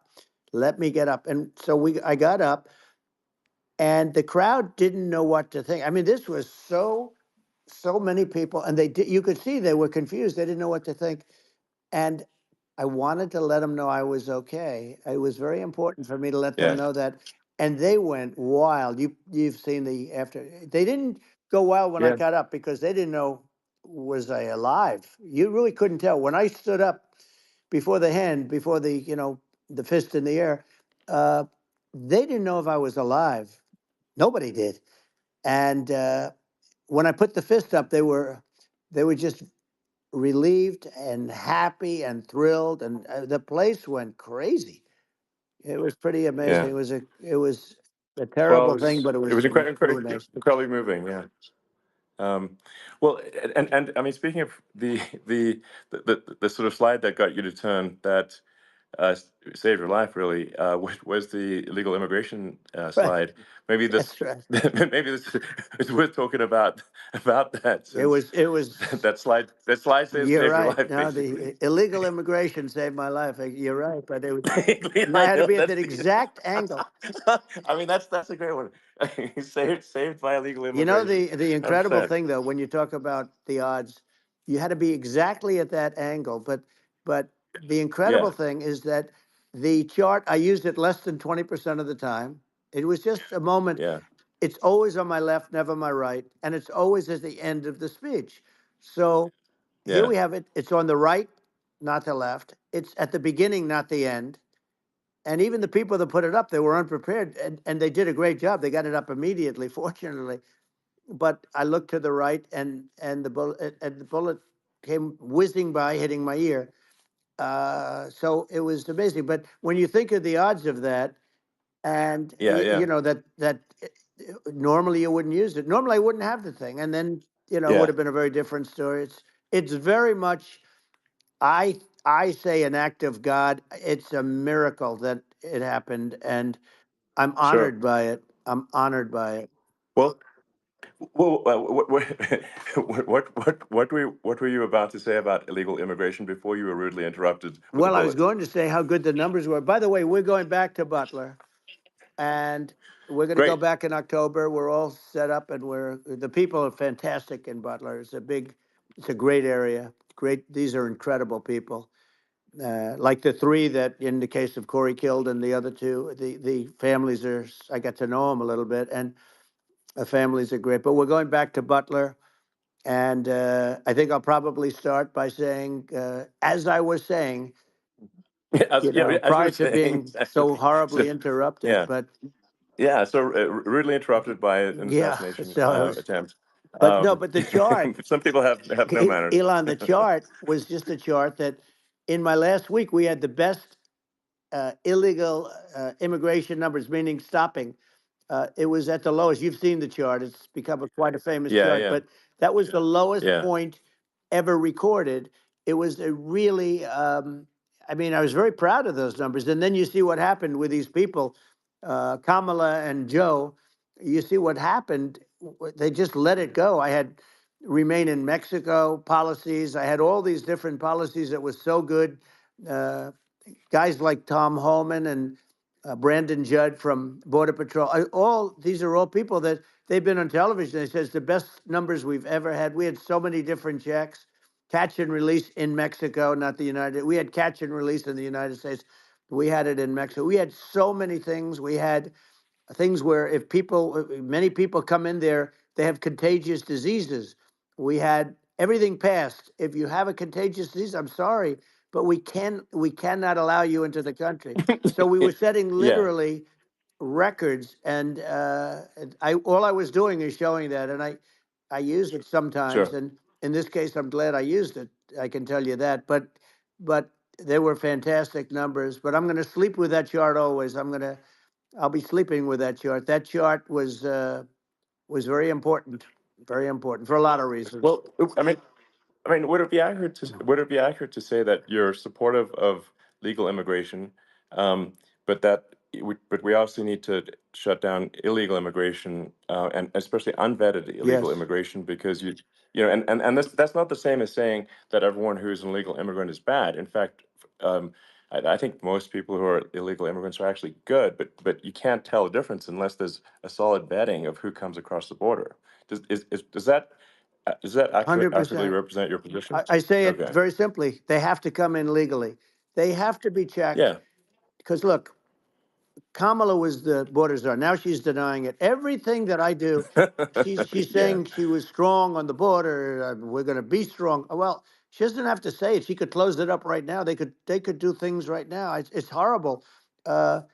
No tax on tips, and all of a sudden she's making a speech and there will be no tax on tips. I said that months ago. And by the way, they had just the opposite. They had not only tax on tips, but they hired 88,000 IRS agents, and many of them were assigned to go get waitresses and caddies and all of this on tips. They have a policy. They had a policy that they were really going to go after you and were really harassing people horribly. And then all of a sudden, for politics, she says, she comes out with what I said, which I think is terrible. And I think it's also hitting them very hard. These people are fake. Now they're also saying they did a good job on the border. We had the worst numbers in the history of the world, not of our country. There's never been a country in history that has had a catastrophe like this. We've had, I believe, and I think you believe this too, you hear 12 million, 13. I believe it's over 20 million people came into our country, many coming from jails, from prisons, from mental institutions, or a bigger version of that is insane asylums, and many are terrorists. And I'll tell you what, they're coming not just from South America, they're coming from Africa, they're coming from all over the world. They're coming from Asia, they're coming from the Middle East, they're coming from countries that are stupidly and horribly bombing Israel October 7th. They're coming from all over the world.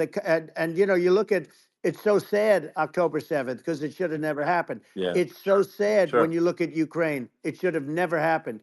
we have a defective government. These are defective people, and they're not people that should be running it. But where you see it the best is the border, because you have millions of people coming in a month, and then she gets up and she tries to pretend like she's going to do something. She had 3.5 years. And by the way, they have another 5 months that they can do something, but they won't do anything. It's all talk. She's incompetent and he's incompetent. And frankly, I think that she's more incompetent than he is. And that's saying something, because he's not too good. Yeah. No, I think it is essential to have a secure border. I mean, you're really not a country unless you have a Correct. secure border, and secure elections too. you know, yeah, absolutely secure elections, and so it's just essential to have a real border, or we can't function as a country, and our service, our central services are being overwhelmed in a lot of cities. But as we were talking about earlier, I think having a legal immigration process that is smooth and efficient and done well, and speaking as someone who is a legal immigrant, and I think I mean, like one way to think of it is, who do you want on your team? Who do you want on Team America? And I think we want to just say, okay, we want to let in people who are going to, be great contributors to our society and to our economy, Right. and and who do you want on the team? And it's not to say that, like in my opinion, actually, I'd say like probably most of the illegal immigrants actually are actually good, hardworking people. That's my opinion. But some are not, and you just have this sort of adverse selection process where, if somebody's if somebody's like you know um, uh, has a career in theft or robbery, I don't understand what's taken them so long to get here, because we're such a target-rich environment. Um, I mean, why aren't more people who have a career in, bad things coming here sooner? Because it's a piece of cake to go rob, houses in LA or New York, compared to other parts of the world. And in a lot of places in America, if you try to stop the person who's robbing you, you'll be arrested. Yeah. Yeah. So it's It's insane. it's right. I mean, what's happening with crime, and our police are so good, but they're not allowed to do their job. But I have to tell you, Elon, I They're hate not. to say, because it's such a downer to say it. I hate to say it. I hate it, but you have a lot of people that just shouldn't be. I think it's a much bigger number than you think. They're I allowing, think you're again, right. they're Yeah. allowing people from their jails. And if you were running one of these countries where they're coming from, you would have had all of them. As an example, Venezuela, their crime is down 72%. They're taking their drug dealers. They're taking, frankly, their prisoners. They're emptying out their prisons. They're taking their criminals, their murderers, their rapists, and they're Yeah. delivering them into But the. that's what Castro did. Yeah, That well, he did on a much smaller scale. yeah, It was a much smaller yeah, scale. But this is a massive scale, because this is being done worldwide. But here's what's happening: crime all over the world is down. And wait till you see the numbers that we have. This is migrant crime. This is crime that's going to be. yeah, And I saw it today in New York, where somebody was knifed with raped the girlfriend of a man that stood there watching in New York in one of the shelters, and started sure, pulling out the knives, and bad things happen today. But this is happening every day. These are rough people. These are people that are in jail for yeah, murder and all sorts of things, and they're releasing them into our country, and they're telling them, if you come back, we're going to kill you. We're going to give you the death penalty or kill you. So they don't want to come back. But these are rough people. yeah, These are criminals that make our criminals look like nice people, and it's horrible what they're doing. And she's in charge of it, because now she's trying to say she sure, had nothing to do with it, and she's such a liar, because she was called the border czar the first day, and it was on the headlines of every newspaper. She's the border czar, and she never even went there. She went to one location, which had nothing to do with where the problem is. She went in and out, I right, guess, because she was getting a lot of pressure, yeah, but yeah, had nothing to do where the problem yeah. is. But she was the Well, border czar, and people yeah, yeah, can't allow them to get away with their disinformation campaign. Now she's trying to say that she wasn't. she wasn't really involved, and the whole thing is horrible. She was totally in charge. She could have shut the border down without him. He didn't know what he was doing anyway, so he wouldn't have even known Yeah, what happened. You could shut the border down. He wouldn't yeah, even know the difference. But uh, the fact is that she was border czar. But if you don't have to call her yes, that, the fact is you could just call her, she was in charge of the border, and the border was the worst right. ever. It's simply not working. No, It's it's I mean horrible. whether it's by whether it's a question of intention or competence, either way, we don't have a secure border, and we have people streaming over like it looks like a World War Z zombie apocalypse at times. And sometimes you got to sort of wonder, like, is it real or not? So because you see things, you're like, is it real? So I went to the border at Eagle Pass, and I saw for myself in Texas, and I was like, okay, it's real. I'm like seeing this in real time. I actually posted the video like just live. I just flew there one day and just to see, hey, is this made up or real? And I'm just seeing people stream across the border, and I have to say, at least the people that I saw did not look friendly. So These are people people, can look at my video and say, hey, yeah. does these people look friendly? I don't look super friendly. So These are people that um, Elon would not be the same man if he had to walk across the street and look these people in the eye. These are rough people. These are really rough people coming across. And I know rough people. And these are people that we don't want in our country. And the caravans are coming in and they're putting, and who's doing this are the heads of the countries. And you would be doing yeah, it, and so would I. And everyone would say, oh, what a terrible thing to say. The fact is, it's brilliant for them because they're taking all of their bad people, really bad people. And I hate to say this, the reason the numbers are much bigger than you would think is they're also taking their non-productive people. Now, these aren't people that will kill you. We have enough of them, but these are people that are non-productive. They are just non-productive. I mean, for whatever reason, they're not yeah, yeah, workers, or they don't want to work, or whatever. And these countries are getting rid of non-productive people in the caravans in many cases, and they're also getting rid of their murderers and their drug dealers and the people that are yeah, really brutal people. And they're coming into our country yeah, at levels that have never been seen before. And I saw an ad just before I got on the air. I'm walking over here, and I saw an ad by Kamala saying how she is going to provide border security. Where has she been for 3.5 years? For 3.5 years, yeah. No, no. we have 20 million people I poured think is in. It's a terrible Yeah, I thing. think this, frankly, I think this is a fundamental existential issue for the United States.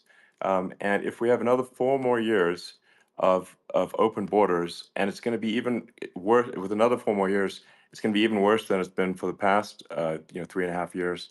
I'm not sure we've got a country You don't have left a country at that left. point. Elon, if they get in, you will have 50 to 60 million people from all over the world, not South America only. We think of South America, we think of Honduras and El Salvador, Guatemala, and Mexico, the four. But it's not that. It's everywhere. They're coming in from Yeah, everywhere. And I had to stay in Yeah, I think Mexico. this is a super important Yeah. point. Like people, it's like basically when I went down there, I was like, well, where are people from? It's like almost no one was from Mexico. To be No, clear, Mexico it's less, it's just it's just less it's than just the the others. border. It's just the border with Mexico. But the people coming in, it's Earth, the rest of Earth, and America is only about 4 or 5% of the population of Earth. It would only take a few percent of the rest of Earth to overwhelm everything in the We're U.S. already So overwhelmed, Elon. We're overwhelmed. You had to see the news tonight about New York. New York, and I love that place, and what they're doing to it is horrible, what they're doing to it. And all the courts do is they yeah. try and focus on Trump. Okay, let's focus on Trump, who did nothing wrong. I complain about a rigged election. Elon, what's happened is unbelievable. You have from Africa, from the Congo, they're coming from the Congo, and 22 people came in from the Congo recently, and they're murderers, and they're dropped. They drop them. They take them out of jails, which is very expensive, to maintain the jails. Although they don't do too much maintaining, I can tell you. But they take them out of jails, prisons. They take them out, and they bring them to the United States. They deposit them in the United States and say, "Don't ever come back, or you're going to be executed." And they don't want to come back, but they won't come back. Sure. But they're coming from Africa. They're coming from Asia. They're coming from the Middle East. They're coming from South Well, America. just They're Earth, coming from rest of Earth, everywhere. basically. And there are a lot of Yeah, really everywhere on bad Earth. ones. It's just an everywhere on Earth thing, and it's just not possible for the United States to absorb, everyone from Earth, or even a few percent of the rest of Earth. It's just not possible. Well, So Elon, we're going to have, that's just to yeah. finish this up, we're going to have the largest deportation in history of this country, and we have no choice. Otherwise, we're going to have a country, what they've done to our country. Think of it, with in Venezuela and in some of these other countries, crime is down 50, 60, 70, 80%. And you would be the same. You would have. Yeah, I'll yeah. tell you what, Venezuela has not gotten rid of all of them. They've gotten rid of about 70% of their really bad people. Their jails are about 50% put into the United States. The same with other countries. Some Sure. are at 30%, some are at 50%. They're all different.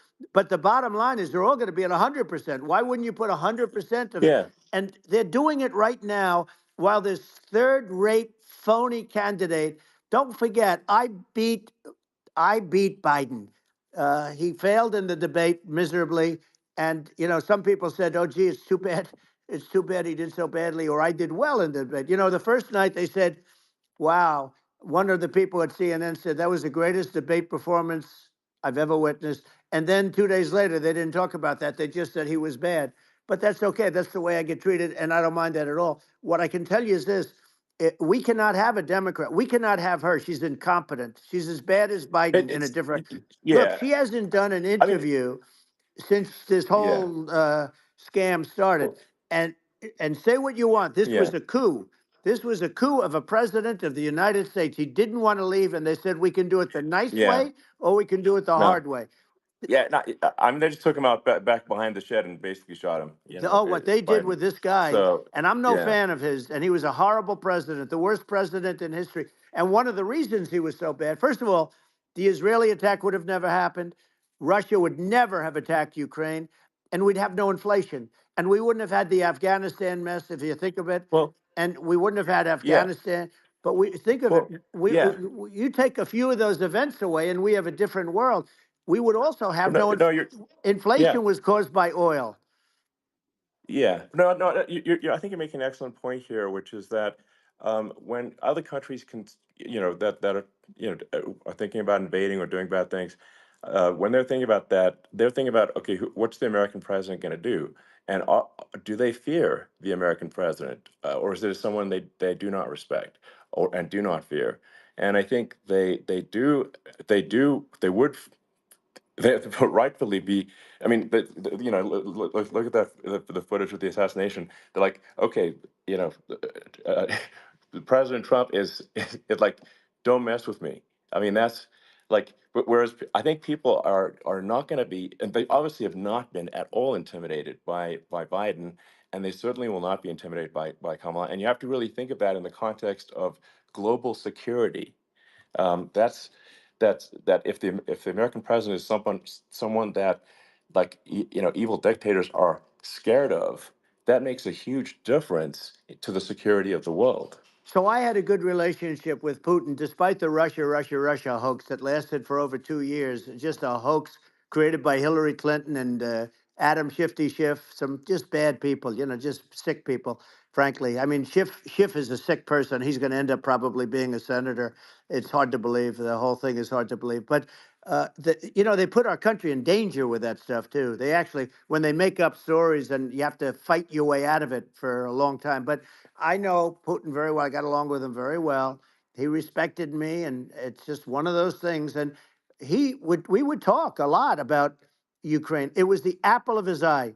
But I said, don't ever do it. Don't ever do it. I shut down Nord Stream 2. That was the big oil pipeline, the biggest pipeline in the world going all over Europe. I shut it down. Biden came, and then they say, Yeah. I loved Russia. I was a friend of Putin, and I loved Russia. No, he actually said to me one time, he said, if you're my friend, I'd hate to see you as an enemy. I shut down his pipeline, the biggest pipeline. They were looking at that to Yeah. fund, and this pathetic president gets in there, and the first thing he did, one of the early things he did, is he shut down Keystone XL pipeline, which is our pipeline that would have employed 48,000 people, pipeline workers, shuts it down, That was, a massive job that Obama refused to allow. Yeah. I allowed it in my first week because it was jobs and it moved oil. And by the way, in a much more environmentally friendly way. It's underground. It's not a truck that catches on fire or a train that catches on fire. But think of it. He shut down the XL pipeline, the Keystone XL pipeline. He Yeah. shuts that down and he approves the Russian pipeline, Yeah, it doesn't make any right? sense. It's inconsistent. Certainly but I mean, I think it's just worth emphasizing to listeners the immense importance of whether the United States president is intimidating or not intimidating, and how much that matters to global security, because there's some real tough characters out there, and if they don't think the American president is tough, they will do what they want to I do, know every one of and them. it puts the whole Yeah. world in danger. Elon, I know every one It's of a them, big and I know deal. them well. I know Yeah, Putin. I know President Xi. I know Kim Jong-un of North Korea. I know every one of them. And let me tell you, people will say, oh, this is terrible. He said, I'm not saying anything good or bad. They're at the top of their game. They're tough. They're smart. They're vicious.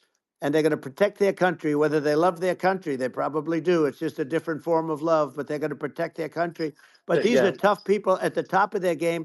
And when they see a Kamala or when they see Biden, Sleepy Joe, they can't even yeah, believe it. They can't believe this happened. All the stuff that you're seeing now, all the horror that you look at Israel, they're all waiting for an attack from Iran. Iran would not be attacking, believe me. When I was there, and I say it with respect because I think we would have been good with Iran. I don't want to do anything bad to Iran, but they knew not to mess around. Iran was broke because I told China, if you buy from Iran oil, it's all about the oil. That's where the money is.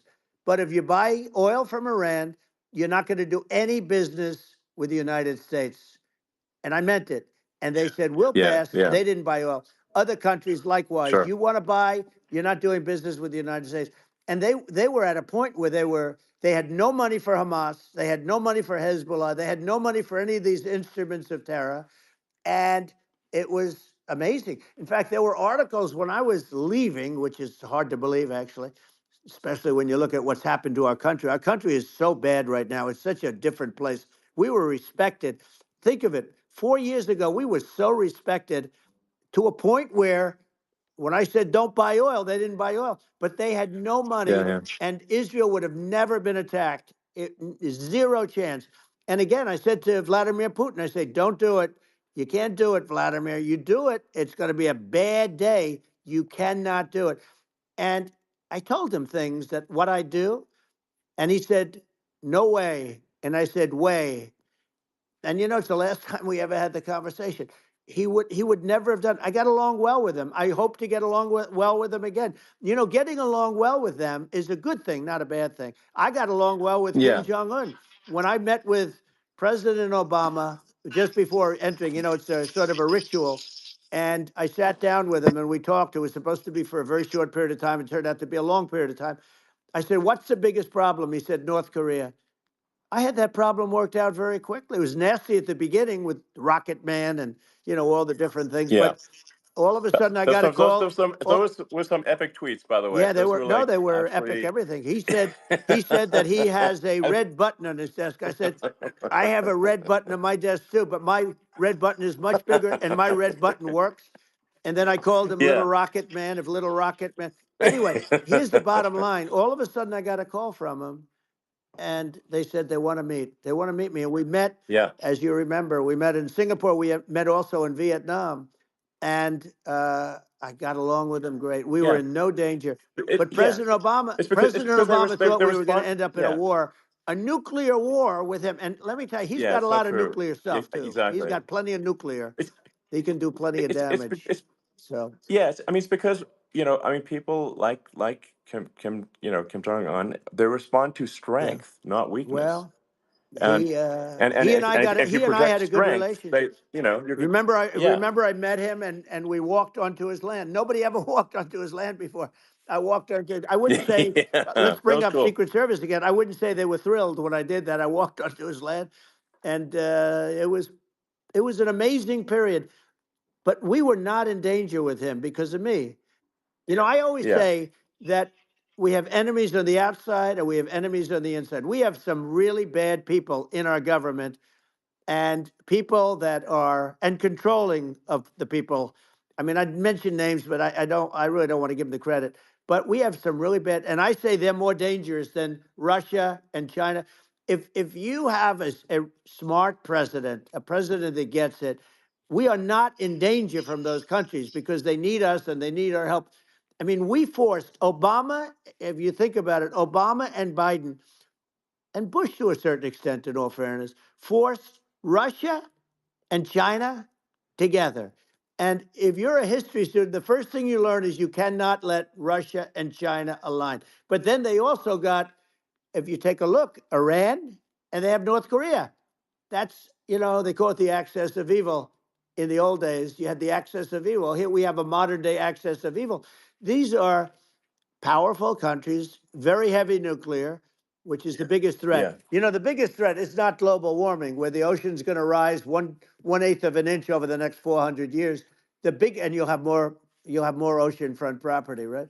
The biggest threat is not that. The biggest threat is nuclear warming, because we have 5 countries now that have significant nuclear power, and we have to not allow anything to happen with stupid people like Biden. Biden did something with Russia.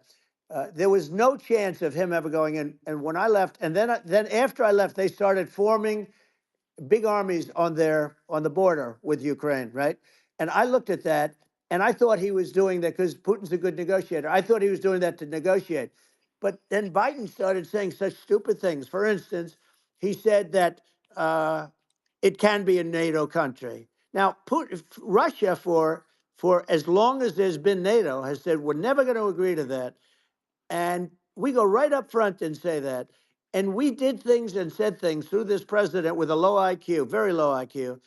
He had a low IQ 30 years ago, by the way, but now he might not even have a IQ at all. There's nothing on the board that goes this low. He said things that were so stupid that war would have been, that war had zero chance of happening if I were there. Zero chance. He was saying everything the opposite, everything the opposite. And it's so sad because many more people have been killed in Ukraine than you read about. You don't read about how bloody it is and how disaster. Hey, look, just in the 2 armies, you lost 500,000 people. And Ukraine's having a hard time. Ukraine, I don't know if you saw the article recently, and it's true. You don't hear the true story. But if you think about it, Russia's gone, Russia defeated Germany with us, and they defeated Napoleon. They've been around a long time. They're a big fighting force, and it's very unfair. And Ukraine now doesn't have enough men. They're now using young men and very old men to fight. And we're in a very bad position.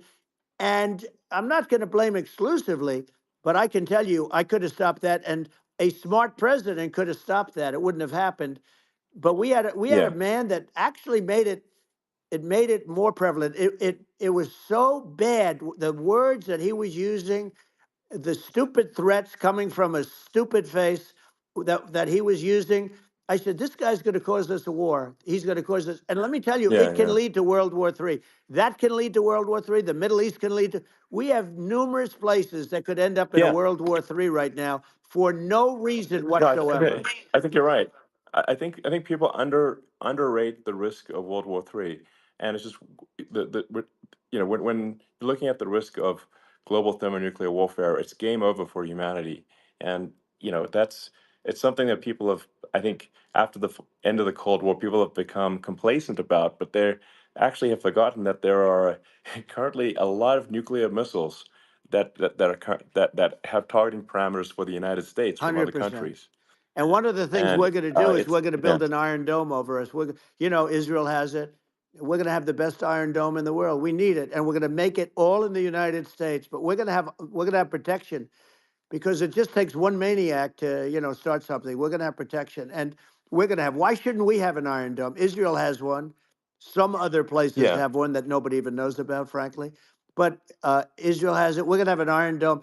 But with all of that being said, to me that's so important, the most important. But with all of that being said, the election's coming up, and the people want to hear about the economy. And the fact that they Absolutely, can't sure. buy groceries because they don't have enough money to buy groceries. The inflation has killed them. Food prices are up 50, 60, even 100% in some cases. And this stupid administration allowed this to happen. And it's a shame. And that's the thing that people most care about, in my opinion. They care about the border a lot. And we discuss the border at great length. It's nice to have a Yeah, yeah. forum like this where I can discuss something at length. And by the way, you think Biden could do this interview? Do you think that Kamala could do this interview? They would take a pass on No, they you. cannot. So they don't need Elon. They don't need Elon screaming out questions. It's pretty sad when you think that somebody that does this for a living can't answer a question or is afraid to do an interview. And in her case, with a very friendly interview, she's got all friendly interviewers. It's pretty sad. Yes, But the absolutely. big thing now is the Well, economy, Elon. yeah, And as much as yeah. I mean, I view nuclear as the single most important thing, but a lot of people don't. A lot of people don't understand that. But it doesn't have to. If I understand it, that's all you need. Because if I was president, you're not going to have that kind of a problem. But the thing that they really is making them angry is what Kamala and Biden have allowed to happen to the economy. It's a disaster with inflation. The inflation, it Yeah. doesn't matter what you make. The inflation is eating you alive. If you're a worker or if you're just a middle income person, you can't afford. 4 years ago, 5 years ago, people were saving a lot of money. Today, they're using Yeah. all their money and borrowing money just to live. It's a horrible thing Right. that's happening, and we'll end that Well, I think quickly. a lot of yeah, a lot of people just don't understand where inflation comes from.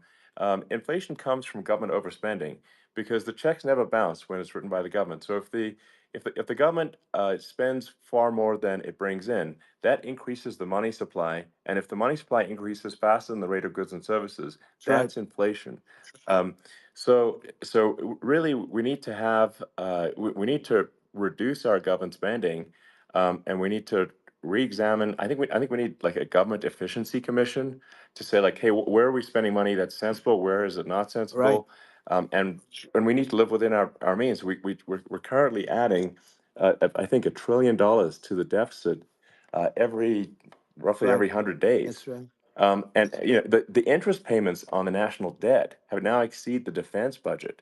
It's on the order of $1 trillion, It's interest. and it keeps Yeah, I growing. rebuilt our military, largely rebuilt our military, did a great job on it, which was so important. We had jets, we had fighters that were, and bombers that were 70 years old. And we did a great job in that. Then by the way, then we gave 85 billion of it back to Afghanistan, if you can believe it. We gave them 85 billion. They're one of the largest sellers Yeah, of military equipment in the world. They're selling what we gave them. That was one of the most embarrassing days in the history of our country. But if you think about, let's go back to the economy. We have to bring energy yeah. prices down. Energy started at the price of gasoline.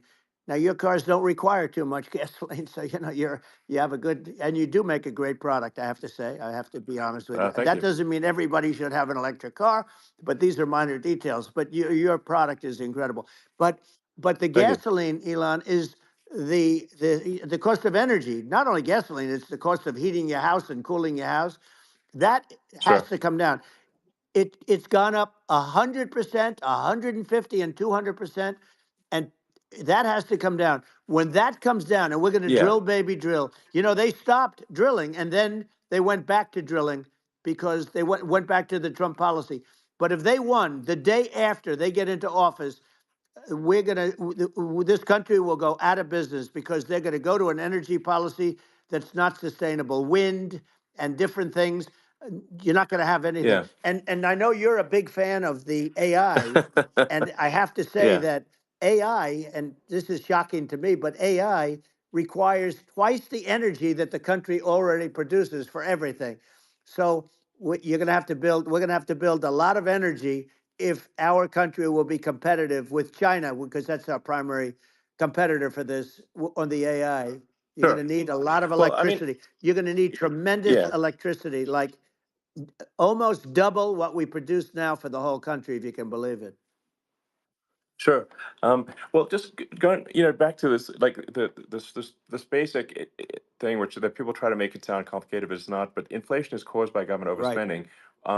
Would you agree that that we need to take a look at government Yes. spending and have perhaps a government efficiency commission that just tries to make the spending sensible and so the country lives within its means, just like a The person does. waste is incredible, and nobody It negotiates is. prices. You used to have a lot of people making jets, and you end up with two companies, and they'll probably try and merge at some point. I mean, I went through it like Air Force, just a thing like Air Force One. One of the first documents they asked me to sign, a general walks in, sir, would you please sign this document? And what is it? Air Force One. That's with Boeing, which is basically two planes, two 747s. And the price was Yeah. $5.7 billion for two planes. Now they're Wow. highly sophisticated. That's They're insane. even nicer than your plane, okay? But much more sophisticated. They're very, I won't say what's on it, but they got a lot of stuff on it. Anyway, but it's Sure. 5.7. That's a crazy It's a number. crazy number, but I said, I'm not going to pay 5.7. I'm not going to do it. I said, who made the deal? Obama and his people. I said, well, then I know the deal's no good. I'm not going to do it. And over a course of about 4 weeks, by my saying I'm not going to do it, I got the price reduced by $1.6 billion for the exact same plane, other than we had a nicer paint job, if you want to know the truth. But for the exact same plane, I saved one. And I said to Boeing, man, you guys must make a lot of money if you can reduce the price by that. But now what I do hear is that they're going back to the Biden administration and wanting big cost overruns, because they see these dopey suckers in there, and they'll end up getting some of the money back. But I shaved it by $1.6 billion for the exact same plane. And you can now take that and multiply that out times thousands of other Exactly. items. And Multiply it by yeah, a the zillion, numbers are and yeah. astronomical. I agree with you. Well, I mean, if so, I think it would be great to just have a government efficiency commission that takes a look at these things and just ensures that the taxpayer money, the taxpayers' hard-earned money, is spent in a good way. I'd be happy to help out on such a commission I'd love if it. it were formed. Well, you're the greatest cutter. I mean, I look at what you do. You walk in and you just say, "You want to quit?" They go on Yeah. strike. I won't mention the name of the company, but they go on strike, and you say, "That's okay. You're all gone. You're all gone." So every one of you is gone, and you are the greatest. You would be very good. Oh, you would love it. But if you look at Argentina. Well, I'd be happy to Yeah, by help the way, out. congratulations. I Yeah. just looked at the number of people that are listening to you and I chat. We'll call it a chat. But Yeah. congratulations. This is very good. I mean, it's great. And you're an interesting character. The new head of a place called Argentina, and he's a big, Malay's he's awesome. he's great. And Yeah. he's a big MAGA fan, that he ran on MAGA. And he took it to an extreme too. He ran on MAGA, and I hear he's doing really a terrific job. It's called Make Argentina Great Again. It worked out perfectly. He came in, he bought a lot of hats, he brought over, but he's doing a big job. He really cut. And I'm hearing Yeah. they're starting to do pretty well. Inflation's getting down. They had like Yes, exactly. 2,000%. And they had inflation like not normal inflation. They had the real deal. But we're going to Yeah. have that pretty soon. I think we Yeah. have the worst inflation we've had in 100 years. They say it's 48 years. I don't believe it. I think we have the worst. They Yeah. don't include a lot of the items that should be included, Yeah. Well, it's just from government overspending and not spending taxpayer money Yeah.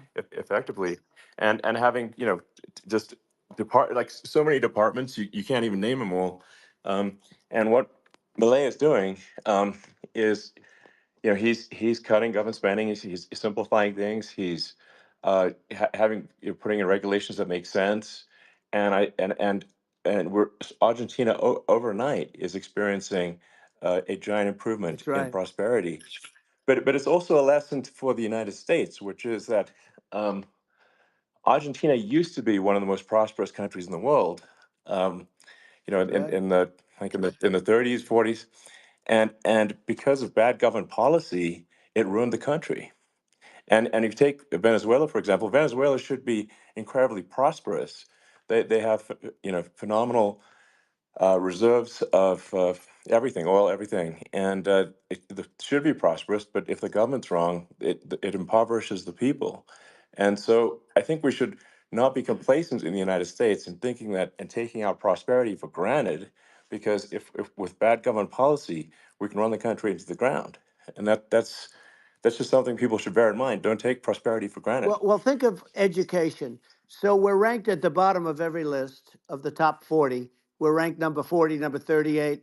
Uh, Norway, Switzerland, Sweden, different countries are ranked good. Actually, China's pretty close to the top. They're a top 6 or 7. But we're ranked at the bottom, almost at the bottom, 38, 39, 40. In other words, horrible.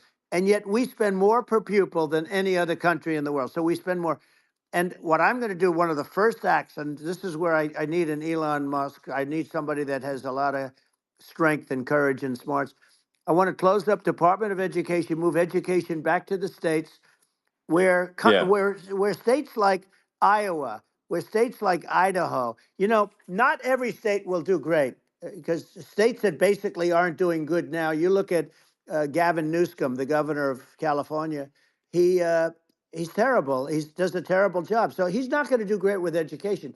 But of the 50, I would bet that 35 would do great, and 15 of them, or 20 of them will be as good as Norway. Norway is considered great. You can name them. I mean, they're so good. Some of these countries are so good. But if you go into some of these really well-run states, we have states that don't know what debt is. We have states that have low taxes, no debt, everybody working. They're really well-run. Sure. And maybe they have certain advantages in terms of location, in terms of, the land or the sun and the water and the whole thing. There are a lot of advantages that some people have. But if you moved education back to the 50, you'll have some that won't do well, but they'll actually be forced to do better because it'll be a pretty bad situation. But if you think about it, you'll have some of these states. I'll bet you'd have 30, 35 states. It'll be much better. And you know what it'll cost? Less than half what it is in Washington. And these people don't care about the students in these, faraway states. And it'd be unbelievable. Yeah. I think you're making a good point in that if the states have to if each state has to compete against other states, then people will naturally move to states where it's better. Well, like California, as we said, it's a badly run state. I could go through. I got so many friends that are in those states, even if they're Democrats. I hate to mention certain states, but Illinois is badly run with Pritzker. He's a real loser. But some of these places are just badly run. But it's almost going to force them to run better, and they won't do a good initially. But you're not going to do worse than you're doing right now.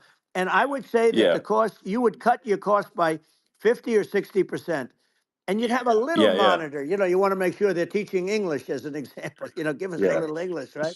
Sure. Right? Yeah. No, but I mean, to what? I mean, some of these governors are doing so badly. I mean, they got so many people moving out of their state. They should get U-Haul Salesman of the Year award because they're driving so much U-Haul. It's actually amazing. It's just people moving out. Isn't it amazing to you as a businessman that they can even survive? Like Illinois, so many people are leaving, and you wonder, how do they survive? I mean, how do they survive? I saw where you left California and you moved to Texas. Texas does a great job. But, I mean, I just wonder, how do these states survive when big businesses, a big oil company just left California, as you know, and they moved to Texas. How do these big states survive when they lose so many businesses and their taxes are already really high? The taxes are among the highest taxes.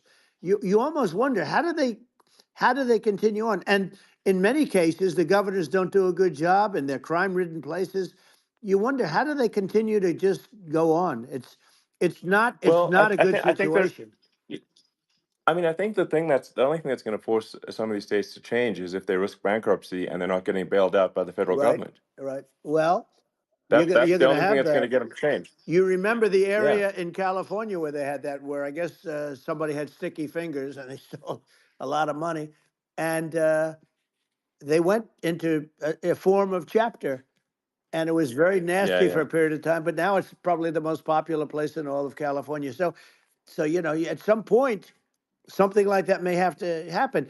But the problem is, you can't penalize people that loan money to the state when you have incompetent people like a Pritzker. Look, the family didn't want him in the family business, and then he ends up being governor of Illinois. So you know what? Is he going to be? Is he going to be a great governor? And you know, you have people. I could name every one of them. I got to know every one of Yep. these, and some are very good, and some are just horrible.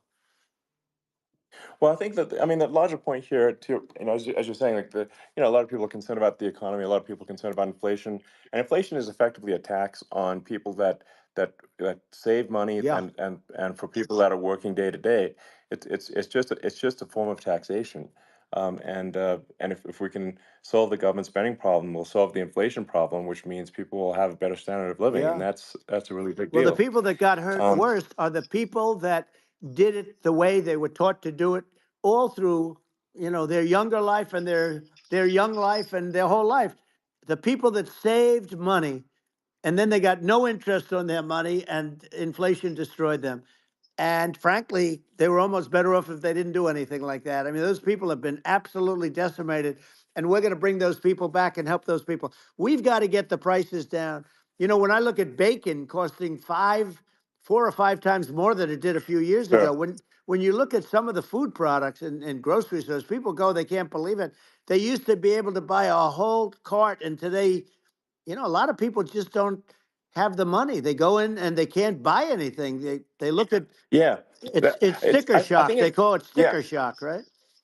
I think it really just comes, like I said, I think it just comes down to really, I guess, two things, which is that if you solve government overspending, you solve inflation, which improves living Right. standards of the average person, and then if you deregulate, like have sensible regulations, so because a lot of the regulations are nonsensical and cause the cost to be extreme for no reason, but unless you've got effective deregulation, like Reagan did a great job on deregulation in the 80s, but it's been 40 years since we had That's right. anyone really. I mean, during your administration, we made some progress, but I think there's an opportunity to make, I think, radical progress with sensible regulation. Yeah. And Well, Elon, those two things, yeah, those are the big yeah, deals. we set a record. We did more deregulation and more restrictions on all of the different businesses than any other president. Remember, I had the rule for everyone we put in, you have to get rid of 10 or 12. And we did Yeah. radical cuts on all of that. And a lot of that's being put back by this administration. And we did radical cuts on things that weren't necessary. But we were all set. You know, we had the best economy ever maybe in the world. And then what happened is COVID came in and we had to focus on that and nobody knew what it was. And I always say I got good marks on economy, good marks on military. We knocked out ISIS. We did so many different things. We rebuilt. But, you know, I never got the credit that we really deserved on what we did with COVID. We never got the credit. But had that not happened, a gift from China, from Wuhan, came in from Wuhan, the Wuhan labs, and I always said it, and it turned out to be right. But had that not happened, we were set to start reducing debt. We were going to reduce taxes further. I gave the largest tax cuts, and we were going to reduce taxes still further for middle-income people, not only businesses. But we did it for businesses because they're the ones that's why we had the great job numbers. But we were set to really start reducing debt. And, you know, we're sitting on the biggest pile of liquid gold anywhere in the world, bigger than Saudi Arabia, bigger than Russia. And we were going to drill and we were going to make so much money. We were going to supply Europe with oil.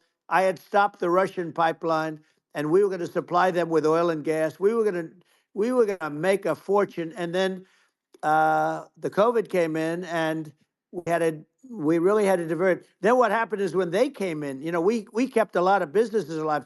If I didn't do what we did, we would have had a 1929 type depression. But the problem is when Biden came in, he got trillions of dollars and just started spending it stupidly. You didn't need it anymore.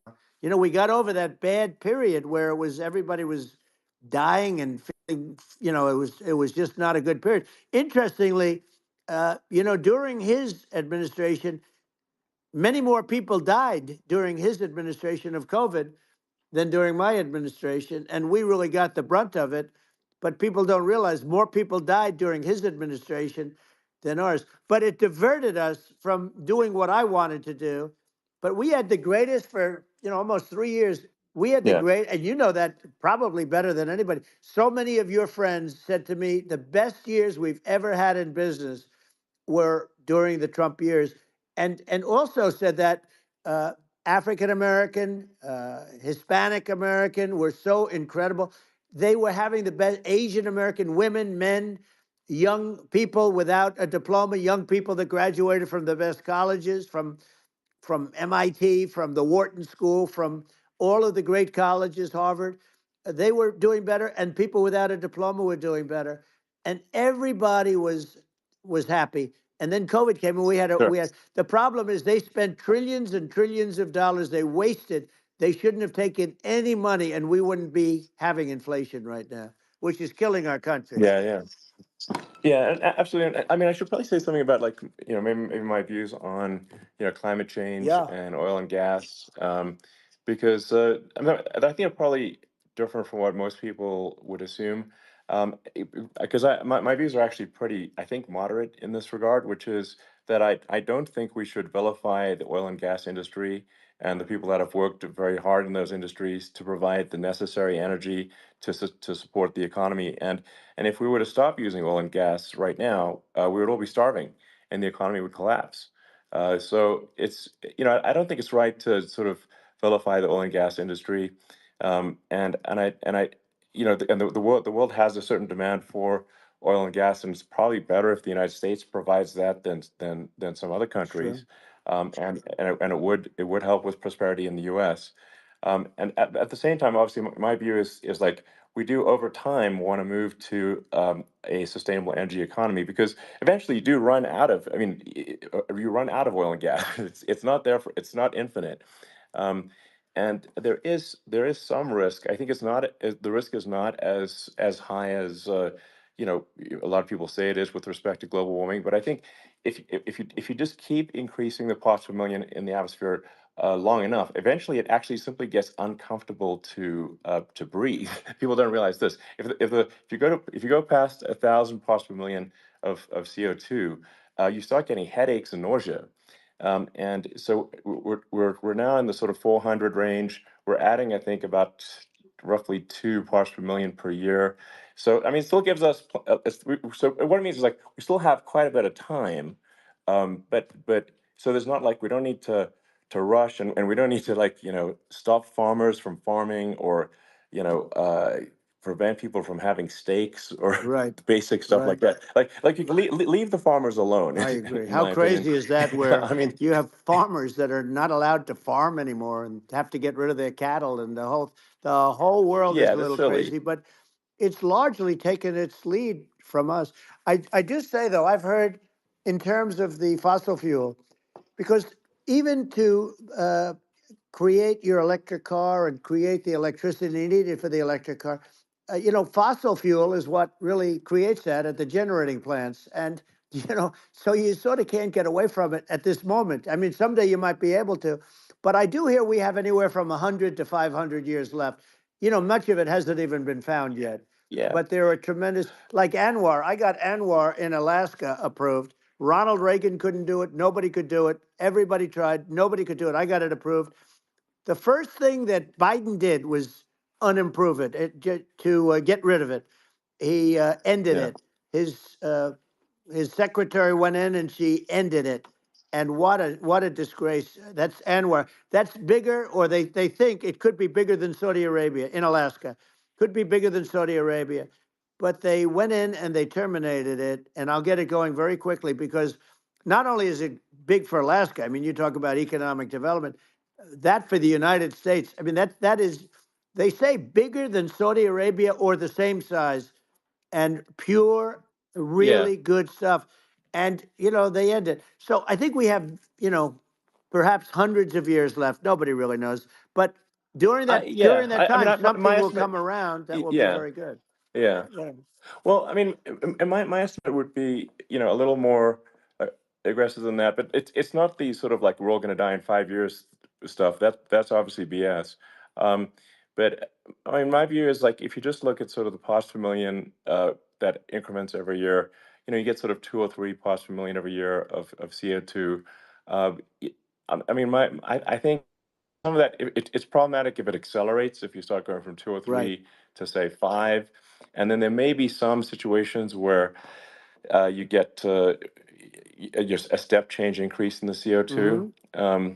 And I think we don't want to get too close to 1,000 ppm, because like that's actually makes it uncomfortable to breathe. Like just existing in 1,000 ppm CO2 is uncomfortable. That's like that's considered like an industrial hazard. Right. Just so it's that's actually, you start getting headaches and stuff. So it's even without global warming, it's not comfortable to live in. So you don't want to get too close to that.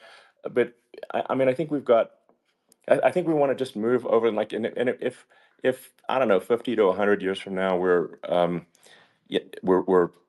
I don't know, mostly sustainable. I think that'll probably be okay.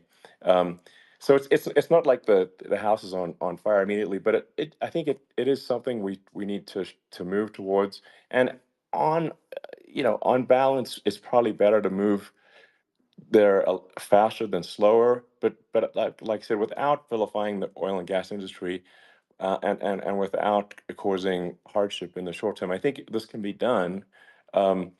Without but people can still have a stake, and they can still drive gasoline cars, and it's okay. It's like, it's not. I don't think we should vilify people for it, but I think we should just generally lean in the direction of sustainability. And I actually think solar is going to be a majority of Earth's energy generation in the future, and it's certainly trending that way.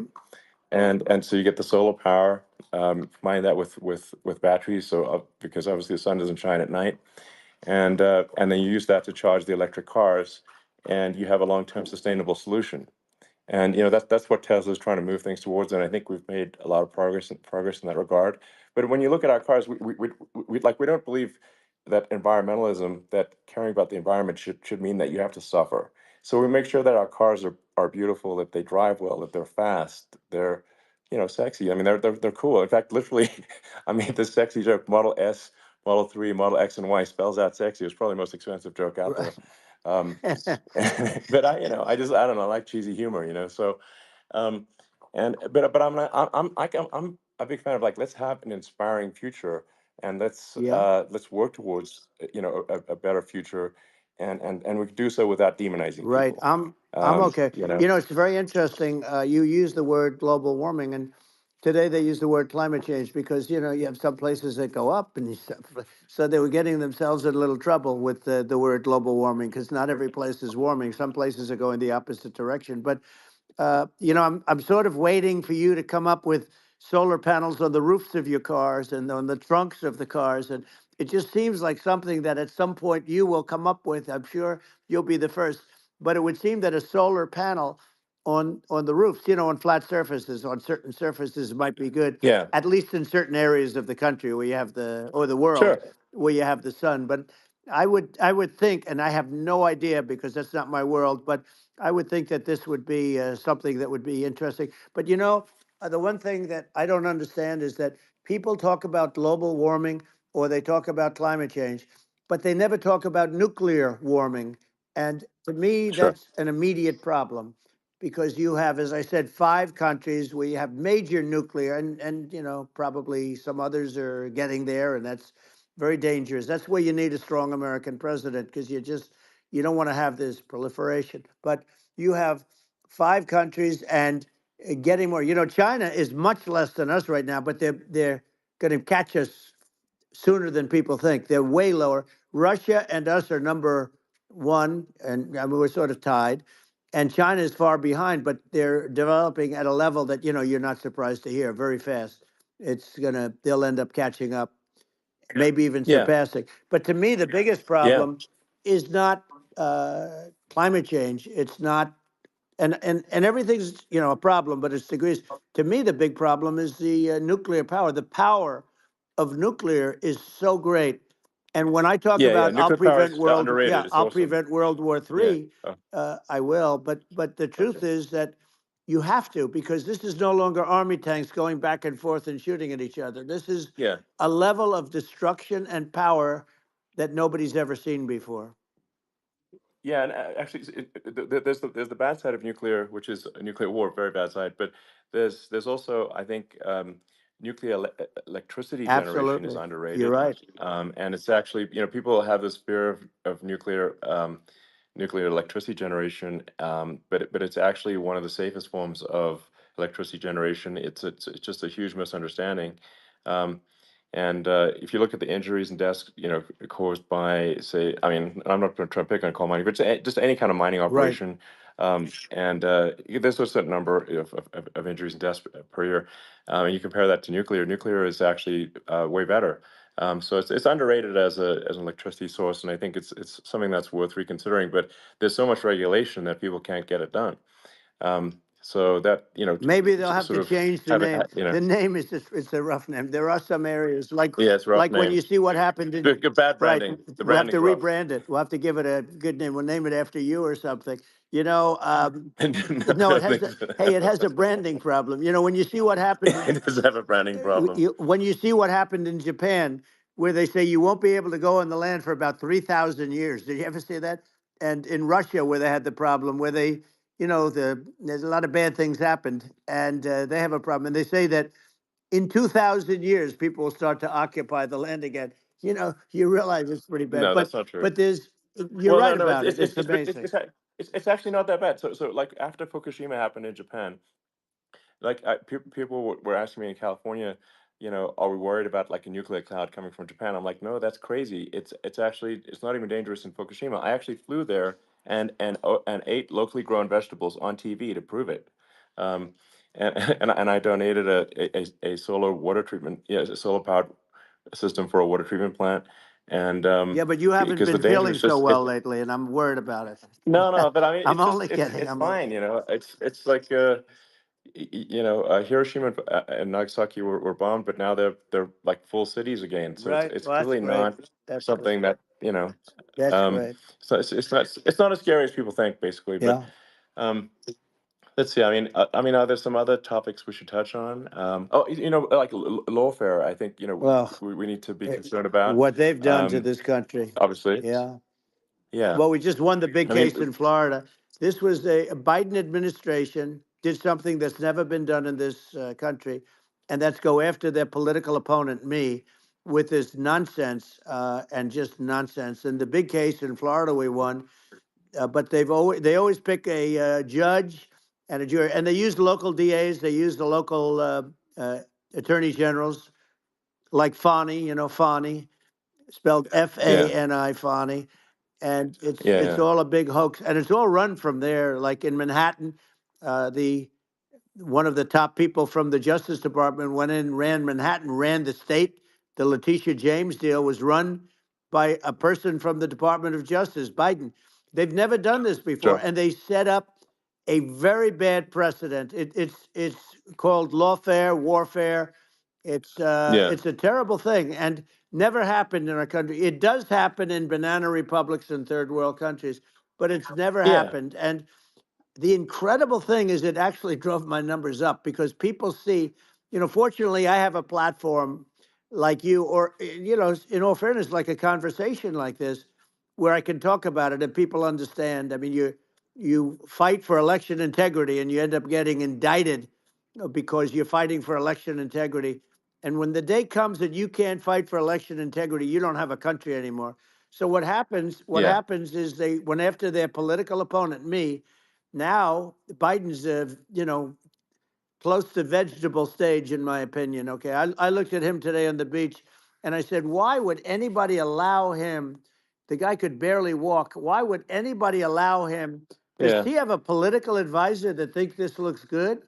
He thinks this looks good because it looks so bad, and it's ridiculous. I mean, and he's been doing that for a long time. He can't lift the chair. The chair weighs about 3 ounces. It's meant for children and old people to lift, and he can't lift it. The whole thing is crazy. Well, he's clearly not, I mean, he's clearly like, we just don't have a president right now. You don't That's have a just obviously president, the and case. she's going to be worse than him because she is a San Francisco liberal who destroyed San Francisco, and then as Attorney General, she destroyed California. You talk about location, and we're talking about the sun and the water and all. There's nothing better than California. She has destroyed that. She was the original DA. She was the original in San Francisco. She was the original Attorney General in California. What she has done to California is, well, you know better than I do. You just left California for a lot of those reasons. And what she's done with crime, with cashless bail, where you kill somebody. I mean, we have states now you kill somebody and they let you out right away. I mean, you don't have to even put up, and then they never find the people unless they kill again, and then they let them out again. Our Yeah. country is becoming a very dangerous place. And she is a radical left San Francisco liberal. And now she's trying to protect. Now she's looking like she wants to be more Trump than Trump, if that's possible. I don't think it's possible, but she wants to be more Trump than Well, Trump. yeah. I want a wall. I think that's You know, she yeah. wants to release all the Yeah. prisoners that are in detention, and some of these guys are really bad. Right. That just came Yeah, I out just saw today. that. She Yeah. doesn't want to build the wall, even though the walls work. Walls and wheels. You know, in your business, everything you do is obsolete. Almost, well, not the tunnels, but everything is obsolete. Even your rocket ships, they're like a month later, they're obsolete. You find a better way to. The only thing that's not obsolete is a wall and a wheel. And the wall, you know, I built hundreds of miles of wall, and that's why we had such good numbers. I was going to add 200 Yeah. miles. We bought it. We could have flipped it up in 3 weeks, and they sold it for 5 cents on the dollar. That meant, I said, wow, that means that they actually do want to have open borders. She wants to have open borders, and now she's going like she's tough on the border. It's such a lie. Yeah, this is simply not true. Yeah, This is simply no, not and true. everybody Yeah, knows it's it's simply not not true. true. It's a disgrace that she can Yeah. say it. No, I mean, obviously, what's happening sort of overnight is they're rewriting history and making Kamala sound like a moderate when in fact she is far left, like far Worse left. than Bernie Um, Sanders. She is considered more yeah, liberal by far than Bernie Sanders. She's a radical left lunatic. And if she's going to be our president, very quickly, you're not going to have a country anymore. And she'll go back to all of yeah, the things that she believes in. She believes in defunding the police. She believes in no fracking, zero. You no. Now all of a yeah, sudden she's yeah, saying, no, I will. I really want to see fracking. If they got in, the day she got in, she'll end fracking. And by the way, if people didn't think that, the lunatics that really believe in that, they won't vote for her. You know, like like the yeah, Palestinians and Israel. She is so anti-Israel, and she's bad for both. Biden actually did something that was impossible. Both sides hate him. You know, both sides. That was a hard yeah. thing to do. Unification. Yeah, no. I mean, Netanyahu came to give a talk to a joint Senate and House sitting, and I was there, and Kamala stood him up. What does that say? I think it's highly That's disrespectful. And I say, if you're a Jewish person or if you believe in Israel, if you're a person that, you know, is very pro-Israel, if you vote for her, it's worse than Biden. And Biden was bad. But if you vote for her, you ought to have your head examined. And you see tonight, I mean, as we're doing this, I'm seeing reports coming that they expect an attack tonight or tomorrow from hundreds and maybe thousands of rockets. You know, their Iron Dome, as they call it, as we all call it, but their shield that they build, that can be swamped. We'll use the term that's yeah, appropriate, swamped. But they yeah. swamp it by shooting enough missiles. You know this better than anybody. By shooting enough missiles, So, they can't defend themselves. You know, they just obliterate the whole yeah, place. And that's what some people think they're looking to do. And we have no leadership. There's no respect for the United States of America with these people. And I'm telling you, yeah, she'll be worse than him because she's a believer yeah. No, in I being think you're right. radical left, and he wasn't. I think you're right. I mean, you really, it's important for the public that may be listening to this to look at Kamala's track record, before the last like month, and say, is that a track record you agree with? And I think if you're an independent moderate, you definitely would not agree with it, because it is her behavior has been far left, and we're seeing just an overnight propaganda attempt to rewrite history and make it sound like Kamala's moderate when she in fact is not moderate. Well, So I her think running that, mate approved, signed into legislation, tampons in boys' bathrooms. Okay, now Yeah, that's yeah, all that's I have to weird. hear.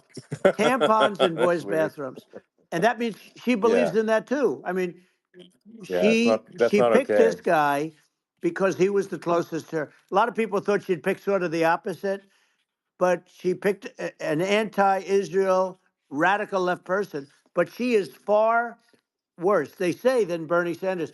If we have her as a president, if we have a Democrat at this moment as the president, I don't think our country can survive.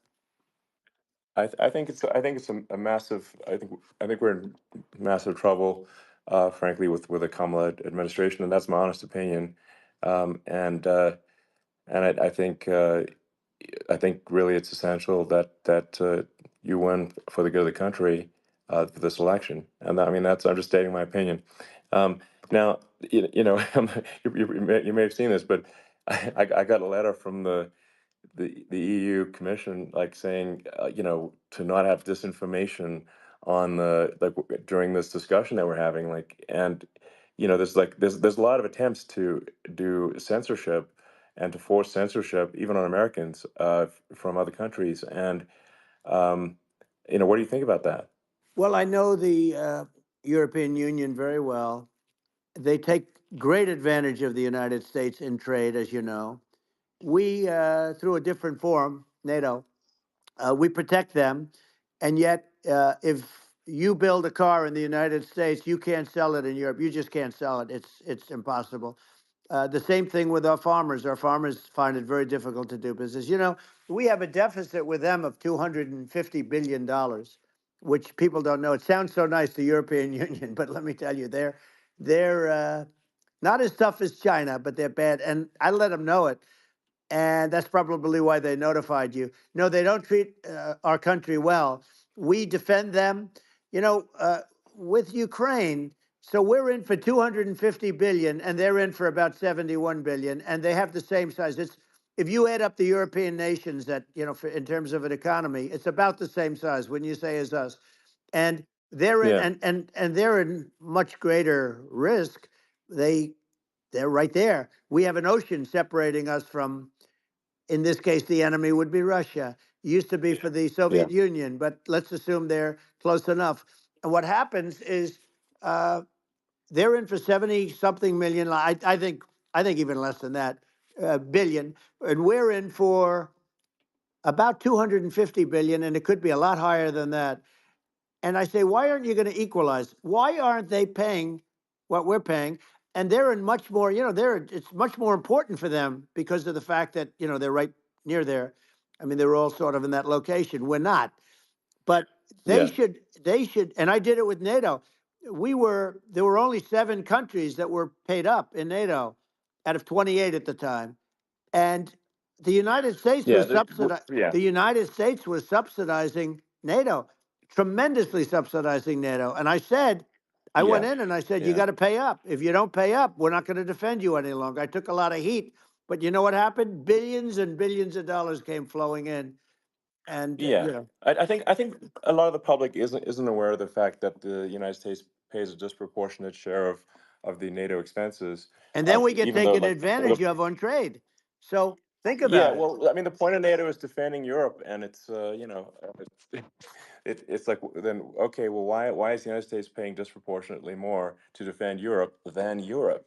That doesn't make sense. That's unfair, and that is an appropriate thing to address. Well, Um, when you talk about so cost cutting and savings and everything else, I mean, honestly, look, there's nobody that feels worse about the Ukraine situation than I do because I know it would have never happened. I know Zelensky.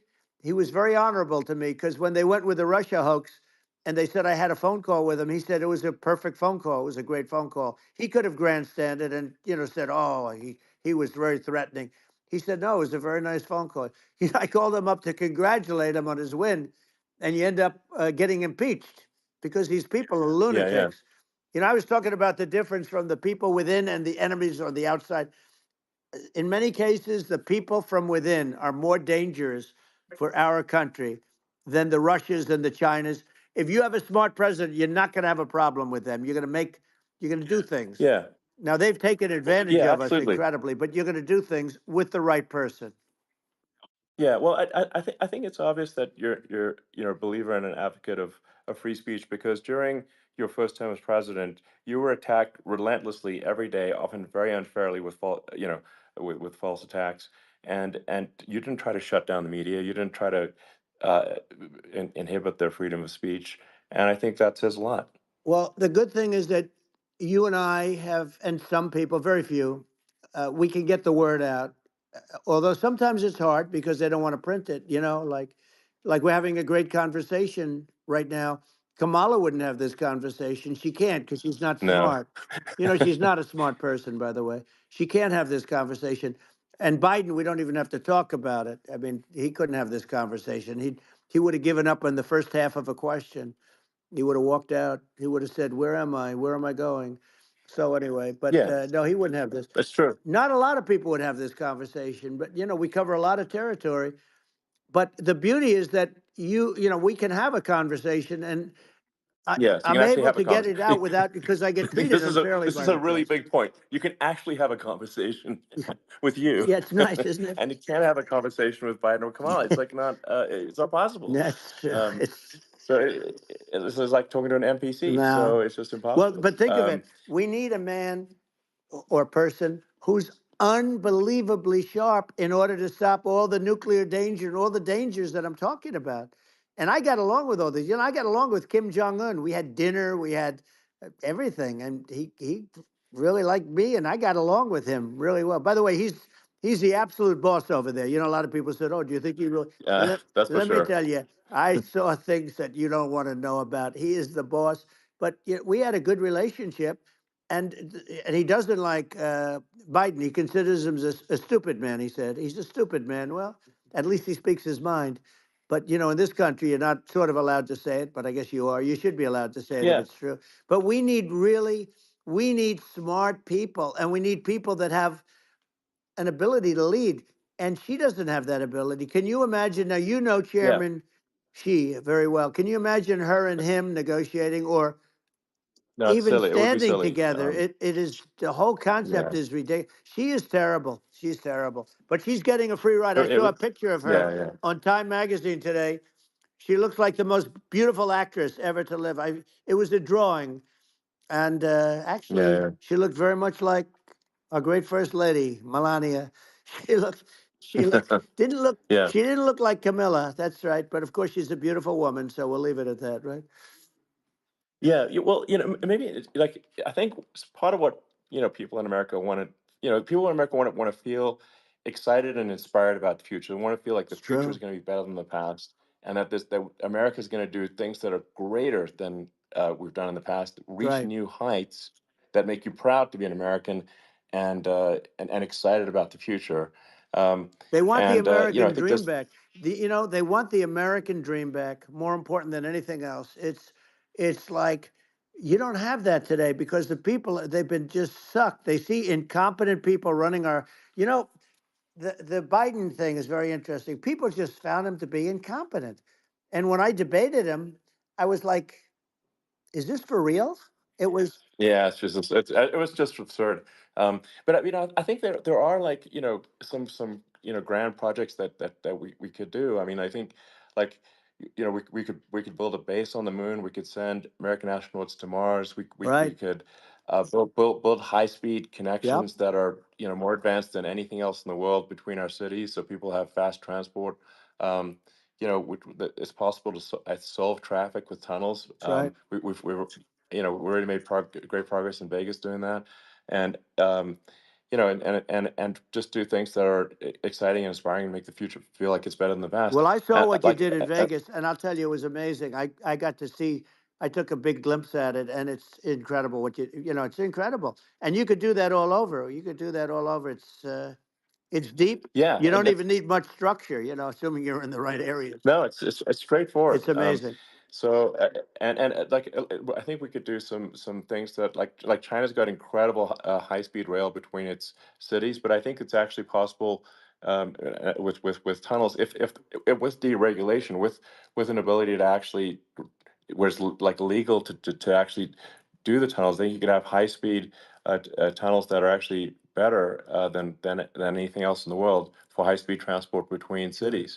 And that would be something that, Americans can say, wow, okay, we've got something that's cooler than anyone else in the world. That's the kind of thing that makes you proud to be an And American. much safer than surface trains where there is a danger there, with people, with crazy Yeah. people. It's much safer, much better. And, it's sad because I've seen some of the greatest trains. I find it fascinating. And I've seen the systems and how they work, and the bullet trains, they call them, I guess. And Yeah. they go unbelievably fast, unbelievably comfortable, with no problems. And we don't have anything like that in this country, not even close. And Yeah. it doesn't make sense that we don't. Doesn't make sense. Yeah, and I think also like there's I'm kind of hopping on the excess regulation, but I think something that like I think people can generally understand is that what happens with laws and regulations is that there's more and more of them every year, and unless there's a process to clean them up, eventually everything becomes You're right. illegal, and that actually it slows down the development of new technologies. I mean, if you take the sort of like I think there's room for some reform at the FDA for Yeah. improving the speed with which we approve drugs that could help save lives and improve people's Yeah. lives. And I worked very hard and on that. that, We got that yeah, down to the lowest number ever, and we got therapeutics approved in the FDA that people can't even believe the speed. But I took them on. I don't think they like me too much, but I got things approved in the FDA at numbers that they wouldn't believe. And it's a very bureaucratic group. Actually, it's a fine group of people in many cases. I got to know a lot of them, but I was pushing them really hard for Regeneron, for so many different things that were really pretty amazing. But the FDA takes too long. It's 12 years to get a product approved. I got it down to 4, and I yeah, got some things done very quickly. But it's really something that is going to have to be worked on because it takes too long. Just takes too long. yeah. It just takes too long, and it's you end up in the same with the approval, but it's just it takes years instead of something that I think could potentially take Yeah. months, that improves people's lives. I Yeah. think I just wanted to sort of hop on this point that like there has to be an active process for reducing rules and regulations, because otherwise they just keep building up every year, and Yep. you get like hardening of the arteries, and eventually everything's illegal or takes forever, and then we just ossify as a society. We can't make any Yeah. progress, and that's it's a really big Well, deal. Elon, just So. getting back to the FDA for 1 second, I got something done called Right to Try. This is where you can go in, and if you're terminally ill, you can use a space age, medicine or whatever it may be. We have the best doctors, the best labs in the world. We really do. And but people would go to other countries because you couldn't use the product, even if they thought it worked, because it's going through the FDA. I got it approved Yeah, where you can yeah, you basically you look, nobody wanted, the doctors didn't want it because of the liability, the country didn't want it, our country, because they didn't want to get sued. These are people terminally ill. The insurance companies didn't want it, and the pharmaceutical companies, nobody wanted it. I got everybody into a room, and we came up with an agreement that you won't get sued. And also, they didn't want it on their record. If somebody's terminally ill and they die after taking a drug, they didn't want that on their record. So we set a separate list. If somebody was, so it wouldn't count as a negative. yeah, Okay. And as you know, we got it yeah, done. We have saved Right to Try. They've been trying to get this done for 58 yeah, years. And it sounds simple, but it wasn't, because the insurance companies, nobody wanted it, but we got it done. sure. You sign a document that you're not going to sue the insurance companies, the country, you're not going to sue anybody. And we got it done. And we're saving tens of thousands of lives. Right to Try. Hopefully you never need it. But if you Yeah, do, you don't have to travel to Asia. People, right. if they had money, they go to Yeah, Asia, they go sure. to Europe. If they don't have money, they go home and die. That's what happened. They'd go home and Yeah. die. Well, I mean, and actually, to give Europe some props here, it's like if a drug is approved in Europe, which has a crazy amount of regulations, it should obviously be approved in the U.S. Yeah. I mean, they get more regulations than we do. So why would a drug be approved in Europe and not in the U.S.? That's crazy. Well, we did it. We did Um, something that really, they've been trying to do it for 50 years, and they just couldn't get it done. And I got it done. and it's really something. But you're right. Some people go to Europe because a drug isn't approved here, but it's approved in Europe, and it's a drug that, generally speaking, would Yeah, work. It's pretty crazy. You're absolutely. right. And I think so, as long as people are properly informed of the pros and cons and like these are the risks, these are this is the risk, and like you make your own decision. Yeah. That makes sense. Well, I think just, So in sort of closing up, and by the way, I'm looking at the numbers. You got a lot of people listening. I hope you don't get yeah, nervous because you got a lot of people listening to you right now, like 60 million or something. What is that number? It's crazy. It's amazing how you can see that right away. How many? What is the number? Wow. What is it? well, Wow. I think in Wow, terms of people that that's bigger than you said. You said 25 and you're much more than double that number, 25 million. I think you're going to be 60 or 70.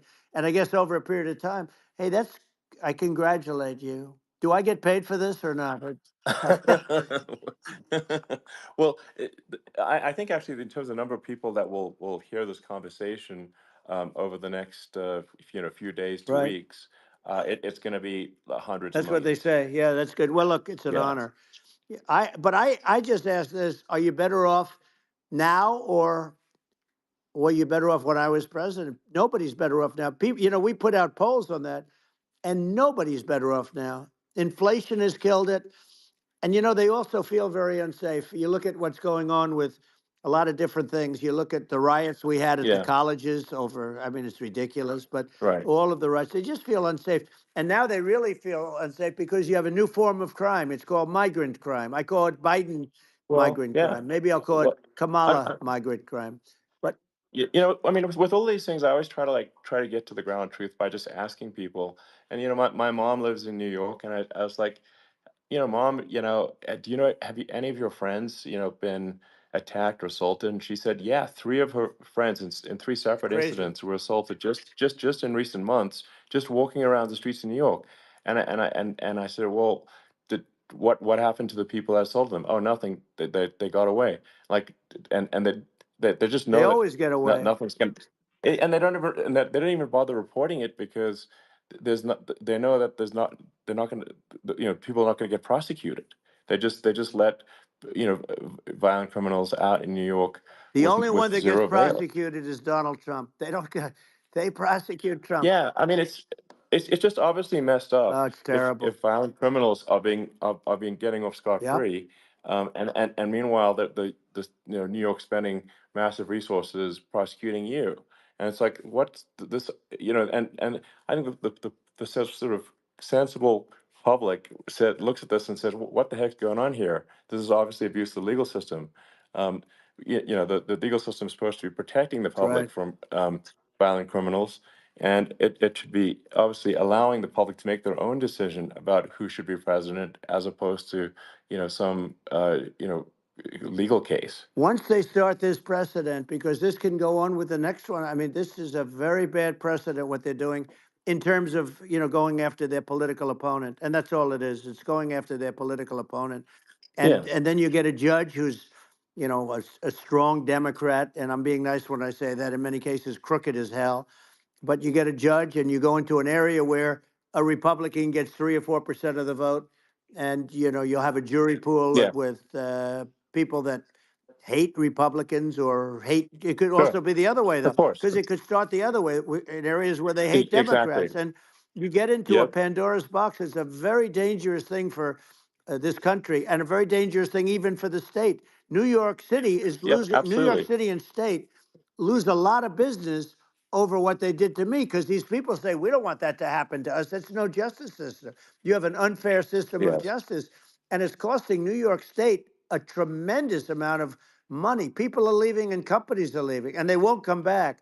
So all of that stuff is important, but the economy now is the big thing, and we can turn that economy up so fast, and people are going to be back again. We're going to get rid of Yeah. inflation. I think there's a lot of Right. opportunity. Absolutely. Absolutely. So And I just I, want th- to I I want to think congratulate you. You've done an amazing job. You have definitely got a fertile mind.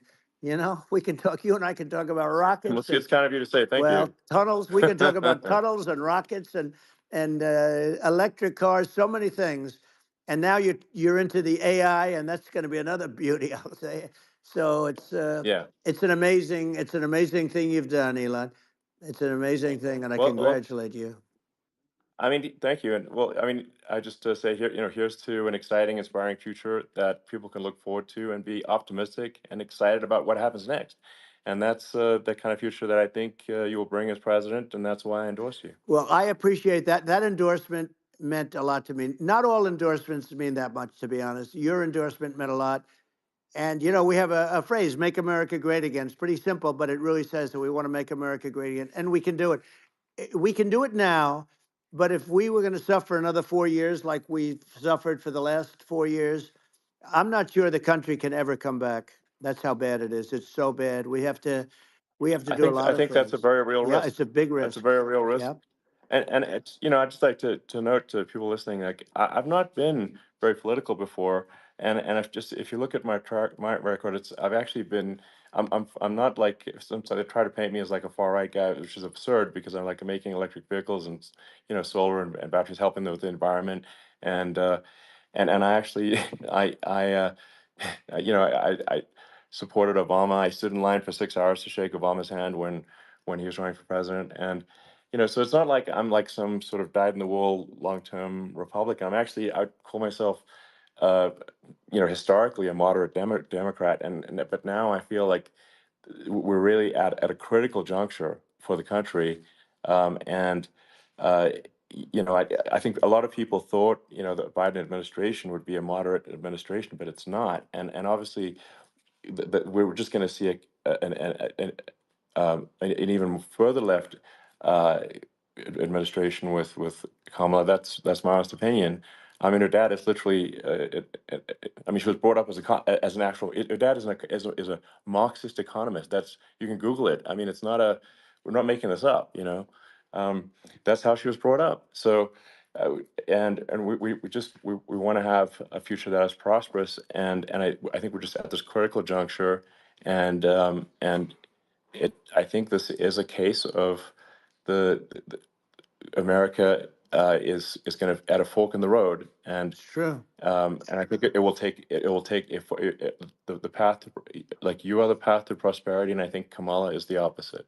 Then that's my honest opinion. I'm gonna get attacked like crazy, and I've also experienced quite a bit of lawfare myself, and but I'm just trying to tell people my honest opinion, and I haven't been really active in politics before, and I'm just trying to point out that my track record historically has been moderate, if not moderate, slightly left, and so this is to people out there who are in the moderate camp to say I think you should support um, Donald Trump for president. And I think it's actually a very important junction in the road, and we're in deep trouble if they don't, if it goes the other way. Well, I want to thank you. And, I actually always did think of you as somewhat left. I must say that. So it's Yeah. even more of an Well, honor to have yeah. your endorsement. I know how strong you feel about it. But, when you think of her, San Francisco 15 years ago, I had a great friend, Bob Tish. He said it's the greatest city in America. And now it's almost not livable there. And California likewise. And she was involved in the destruction of San Francisco and the destruction of California. And she will be involved in the destruction of our country if people are so unwise as to elect her. And I hope that doesn't happen. And I hope the elections are going to be run honestly. And we're going to turn this country around. We're going to do things and we can do it fairly quickly. And we have to get rid of the criminals that have been, given to us by other countries as they laugh. They laugh at Yeah. us. They think we're stupid to accept these people. These are radical, stone cold killers in many cases and terrorists.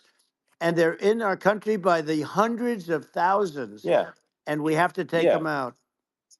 Yeah, I mean, if I could summarize it, perhaps, I think these are issues that I think most people in America would agree with, which is that we want safe and clean cities, we want secure borders, we want sensible government spending, we want to restore both the perception and reality of respect in the judicial system, just stop the lawfare, and I think that's like, and how are those even right wing positions? I think those are that's just common sense, and that's I mean, would you agree with that? 100%.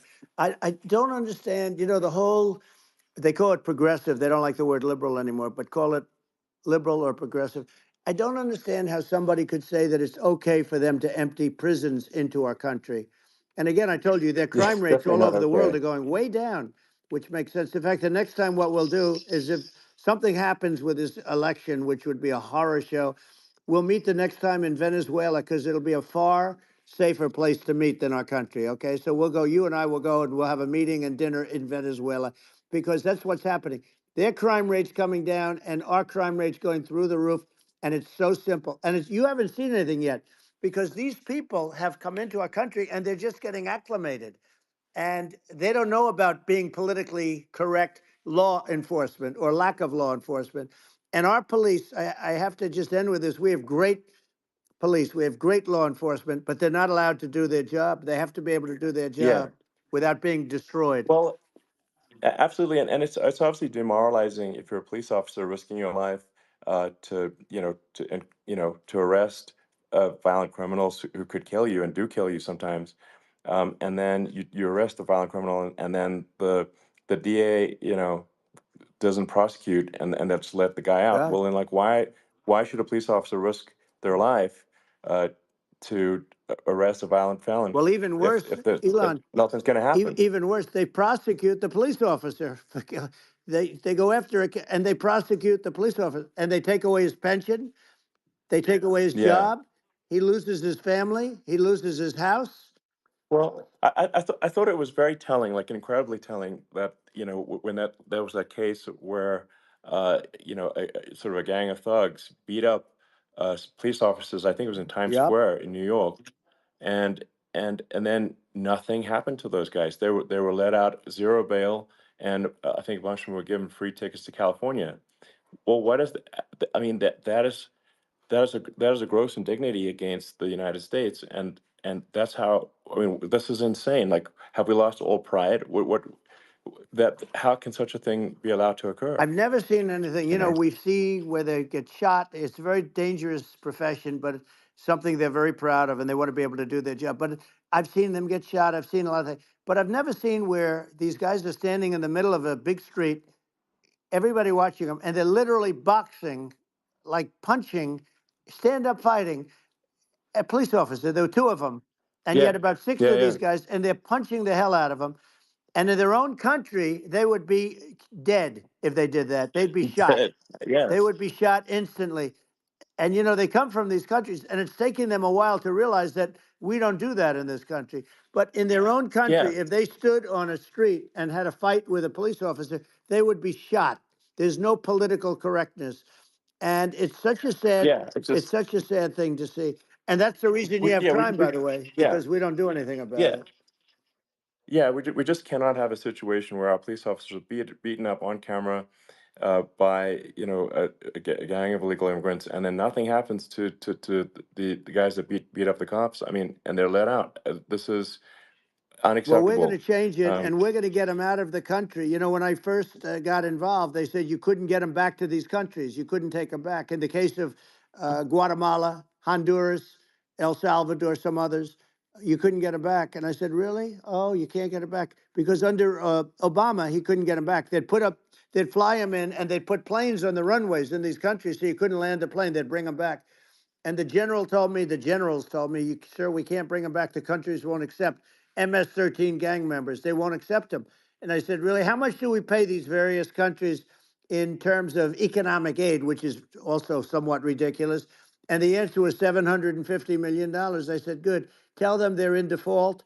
They're delinquent. We're not paying them anymore because they won't accept yeah, it. it's And you know what happened? They all called me, yeah, every one yeah, of them. They said, we would be honored to take them back, sir. We would be honored. It was so easy. But it's one of those things. And we got them back. We took in so many, the MS-13 is probably yeah, the worst gangs in the world. They're the most vicious, violent. We took them out of here by the thousands and got them out of here. And their countries took them back. And because I said, you're not getting any more economic aid. And once I said that, they were nice. They wouldn't take them back for yeah, Obama. They yeah, wouldn't take them back for anybody. And now we have a problem because we have this guy, and they don't take him back anymore with Biden because they don't respect him. Yeah. It's just gotta be done. We just can't have whether they're citizens or not citizens. We can't have, because they won't prosecute citizens either, not just illegals. So that if it's you can't have violent, repeat violent offenders that are not that don't get incarcerated, That's right. because they will obviously, by definition, continue to hurt people. And I think where part of this comes from is that there's and I do sort of consider myself liberal in some ways. I mean, it's just that you want to have empathy for Right. people. Obviously, you want to have empathy for people. I totally agree with that. You want to have empathy, but you also have to have empathy for the victims of the criminals. And if you just have empathy for the criminals, it's actually shallow empathy. It's not real. You're not thinking. You have one layer deep empathy. You got to say, like, what if you don't incarcerate this person? Who are they going to uh, hurt? Who are they might kill someone. They might rape someone. If you don't incarcerate them, you have to have empathy for the victims. And there's a lack of empathy for the victims of the criminals, and too much empathy for the criminals. It doesn't make sense. That's why you want to have deep empathy for society as a whole, not shallow empathy for That's right. criminals. And we have to give our police officers the dignity and the respect that they deserve. And we have to let them do their job. They can do a great job, but we have to let them do their job. And if we don't do that, it's going to all disappear. There's never been a society like this where you're allowed to do anything you want and nothing happens. And I'm talking about violent crime. And it's going to get more violent because these are really, really violent people. And we're going to get them out of our country, and we're going to get them back to because they were sent here by the presidents and by the various people that run those countries. And I know every one of those guys. And they're smart people, and they're streetwise people. And they really think that the USA is stupid. They think we're run by stupid people, and they happen to be right. But when I was there, we had no problem. We got them out. We took out thousands of MS-13 gang members. We brought them back. And now, again, it's the same old story. We don't do it. And they actually gave them a big increase in aid. They raised it up to billions of dollars, and they get nothing for it. So, I hope everybody's going to vote for Trump, and we're going to get this country straight. And Yeah. I didn't need this. I, I'm like you. I didn't need this. I had a very nice yeah. life. I didn't need to go through Yeah. court systems and go through all the other stuff and run at the Sure. same time. I have to run. I have to go through fake trials with, in some cases, corrupt judges, totally corrupt judges. I didn't need it. I had a nice life. I have great locations. I have beautiful oceans that I have places. But I felt it was important. And if I had to do it over again, you probably think I'm crazy for doing it, actually. But if I had to do it over again, I would have done it over again, because this is so much more important than me or my life. We're going to save this country. This country is going down. And these people are bad people that we're running against, and they're liars. They make statements. They do things that are so bad. They say they're going to make a strong border. They say they've been great on the border, and they've been the worst in history. They say they're Yeah, going to it's stop horrible. Like crime. the And facts speak for themselves. The it's so facts incredible. speak for themselves. Like it's gotten to the point where people just don't even bother reporting crime in a lot of That's cities right. because they know nothing is going to happen. Um, that's what I hear anecdotally from people all the time. So it's just my values. I'm just saying to people out there, like the things I think are important for the future is, like, we've got to have safe cities, we've got to have secure borders, we've got to have sensible spending, and we've got to have deregulation, and Right. so we can have a prosperous future. And then we want to have some exciting, sort of moonshot projects that people can get fired up about. And that's the future I'm looking for. And I'm pro environment, but I'm not against. I'm not like, I don't think we should vilify the oil and gas industry, because they're keeping civilization going right now. And but I do think we want to move at a reasonable speed towards a sustainable energy economy. Those are my values, and I think and so, I mean, that's uh, why I'm supporting you for president. Well, I So. appreciate it. We're going to give incentive to companies to come into our country, not to leave our country. We're going to be giving tremendous incentives. We want companies to build here, not to build in other locations. And we want to create jobs. And again, it's about the American dream. You don't hear about the American dream anymore, Elon. You don't hear. You're the American dream in the truest sense, but you don't hear about the American dream anymore. And you're going to hear about it. People, they need that incentive to go out and do it. And they're going to love their lives. I mean, they're going to look forward to getting up in the morning and going to a job that they love, not a job that they can't stand, or not any job at all, where they have no money, where they literally have no money, and then they end up with violence and lots of other problems. No, we're gonna do some great things. And I learned a lot in the first. We had a great economy and all of that. We rebuilt the military, we did so much. But I also learned the best people. I learned the good people, the smart people, the dumb people, the people that can do things, the people, you learn. When I first came in, I tell people I was in Washington, D.C. only 17 times, according to the fake news media. I was in 17 times. I never stayed over.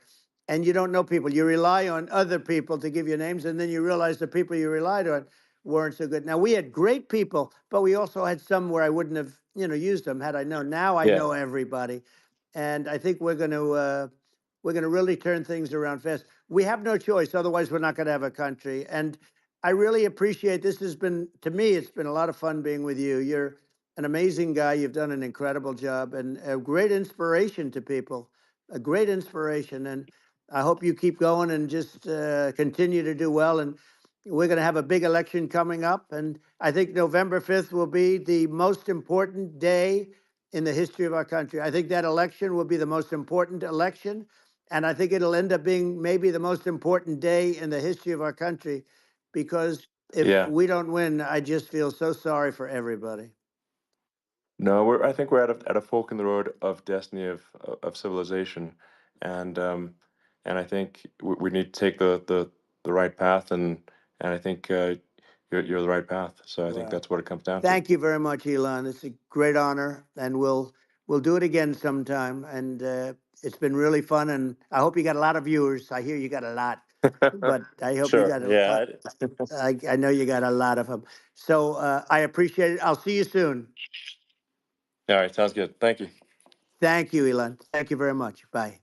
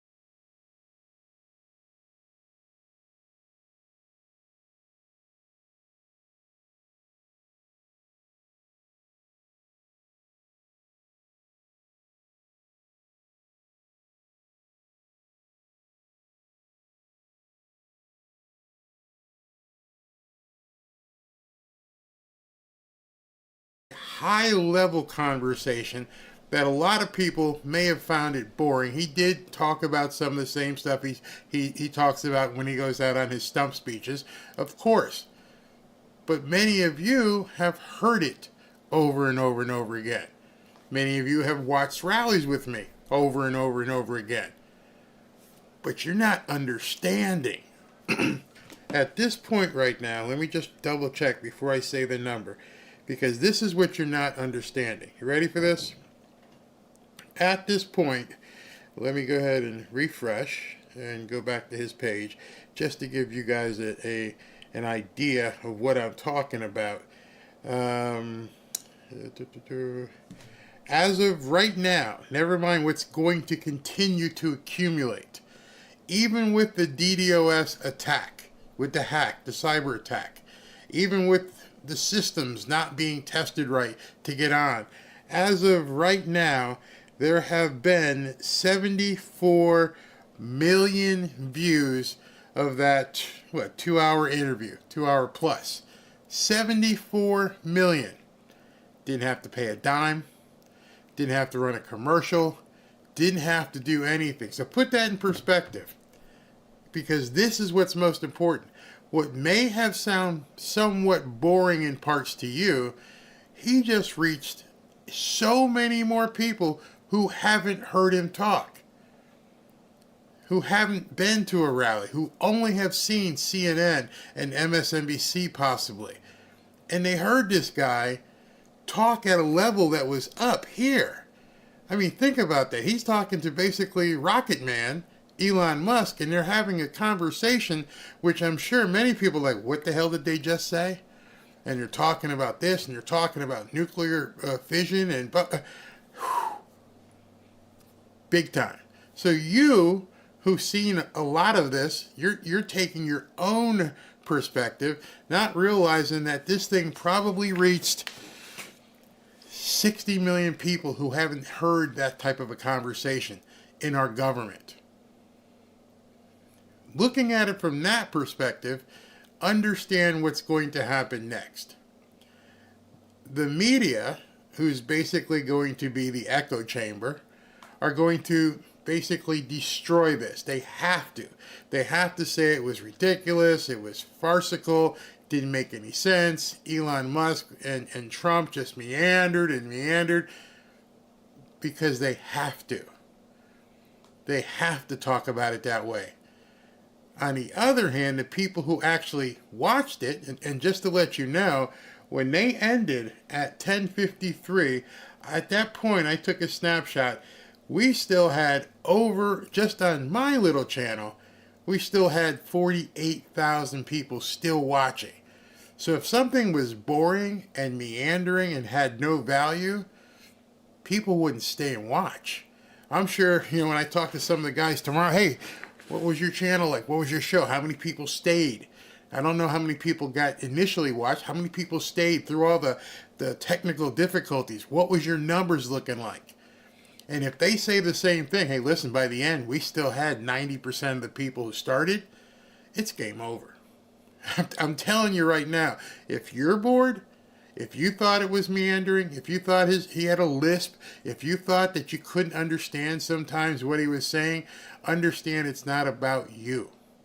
It's about millions and millions of people that she can't touch. There is nothing she can do, like I said earlier, or in any video. Every single show on MSNBC, CNN, CBS, NBC, MSNBC could talk about this every single day for the next month, and they still wouldn't have the same amount of viewers that he did in this 2.5 hour conversation. Do the math. He just reached an audience that she can't get. As I said in my other video, she can't buy this type of an audience. You cannot walk into MSNBC and say, I need to pay $5 million. I need you to bring 70 million people to see this. They'd have to tell you, we can't do it. Can't possibly do it. Now it's up to nearly 76 million. Can you get me 50 million? Can't do it. If I bought every single commercial on every single network for the next 30 days, she wouldn't get this information. And those are commercials. So when I hear people talking about, oh, she's campaigning, she's doing this, she's doing that, what do you do when a commercial comes on? There's a reason why she has to buy so many commercials. Every time a commercial comes on, click, fast forward, whatever you need to do. This show, just on my channel, had 48,000 people who stayed for 3 hours. She can't get that. And here they are talking about a government efficiency commission and nuclear fission power, the border, immigration, all the things that people want to talk about. You notice what didn't come up. Nothing came up about baby removal. Nobody cares about that. Let her have the baby removal audience. Don't care. Make us safe. Make us more prosperous. Drill. Look at nuclear power. Those are things that people are going to come back and go, I heard what he said. Kamala, what do you say about that? What do you mean? What do you say about nuclear power? I don't know. They haven't told me that yet. Okay, what about an efficiency commission like Javier Milei did in Argentina, where he walked in and closed all these departments? No, they're going to scream like banshees because he said, let's shut down the Department of Education. They can't stop the Department of Education because the Department of Education funnels so much money back to the Democrat Party. That whole government loan bailout, student loan bailout, what do you think that was? Hey, go ahead and pay $50,000 a year to Harvard or wherever else. We'll go ahead and guarantee the loan, which means they're going to donate back to us, which means we'll then basically forgive the loan. So it just goes like this, just goes around. And so that's a big moneymaker for the Democrat Party. So all the media can do tomorrow is just trash the entire thing. But it doesn't matter because too many people heard this from around the world. Trump didn't want to get into the censorship thing right now because there's probably certain things, this is another thing I wrote down, there are probably certain things he can't talk about yet. Remember, this guy was president. He has seen stuff that none of us have seen, and there are certain things he just because of where he is in his position and what he's running, you can't go there yet. You can't just blurt that stuff out because you don't want certain people knowing what your plans are. As a presidential candidate, you have to be somewhat topical because you can't give all that information out. So the information they did discuss today was at a level up here.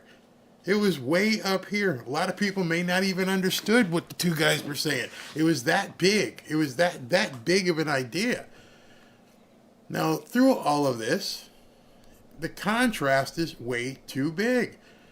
Kamala Harris, you could have sat through that commercial. You couldn't have sat through that conversation. Couldn't have done it.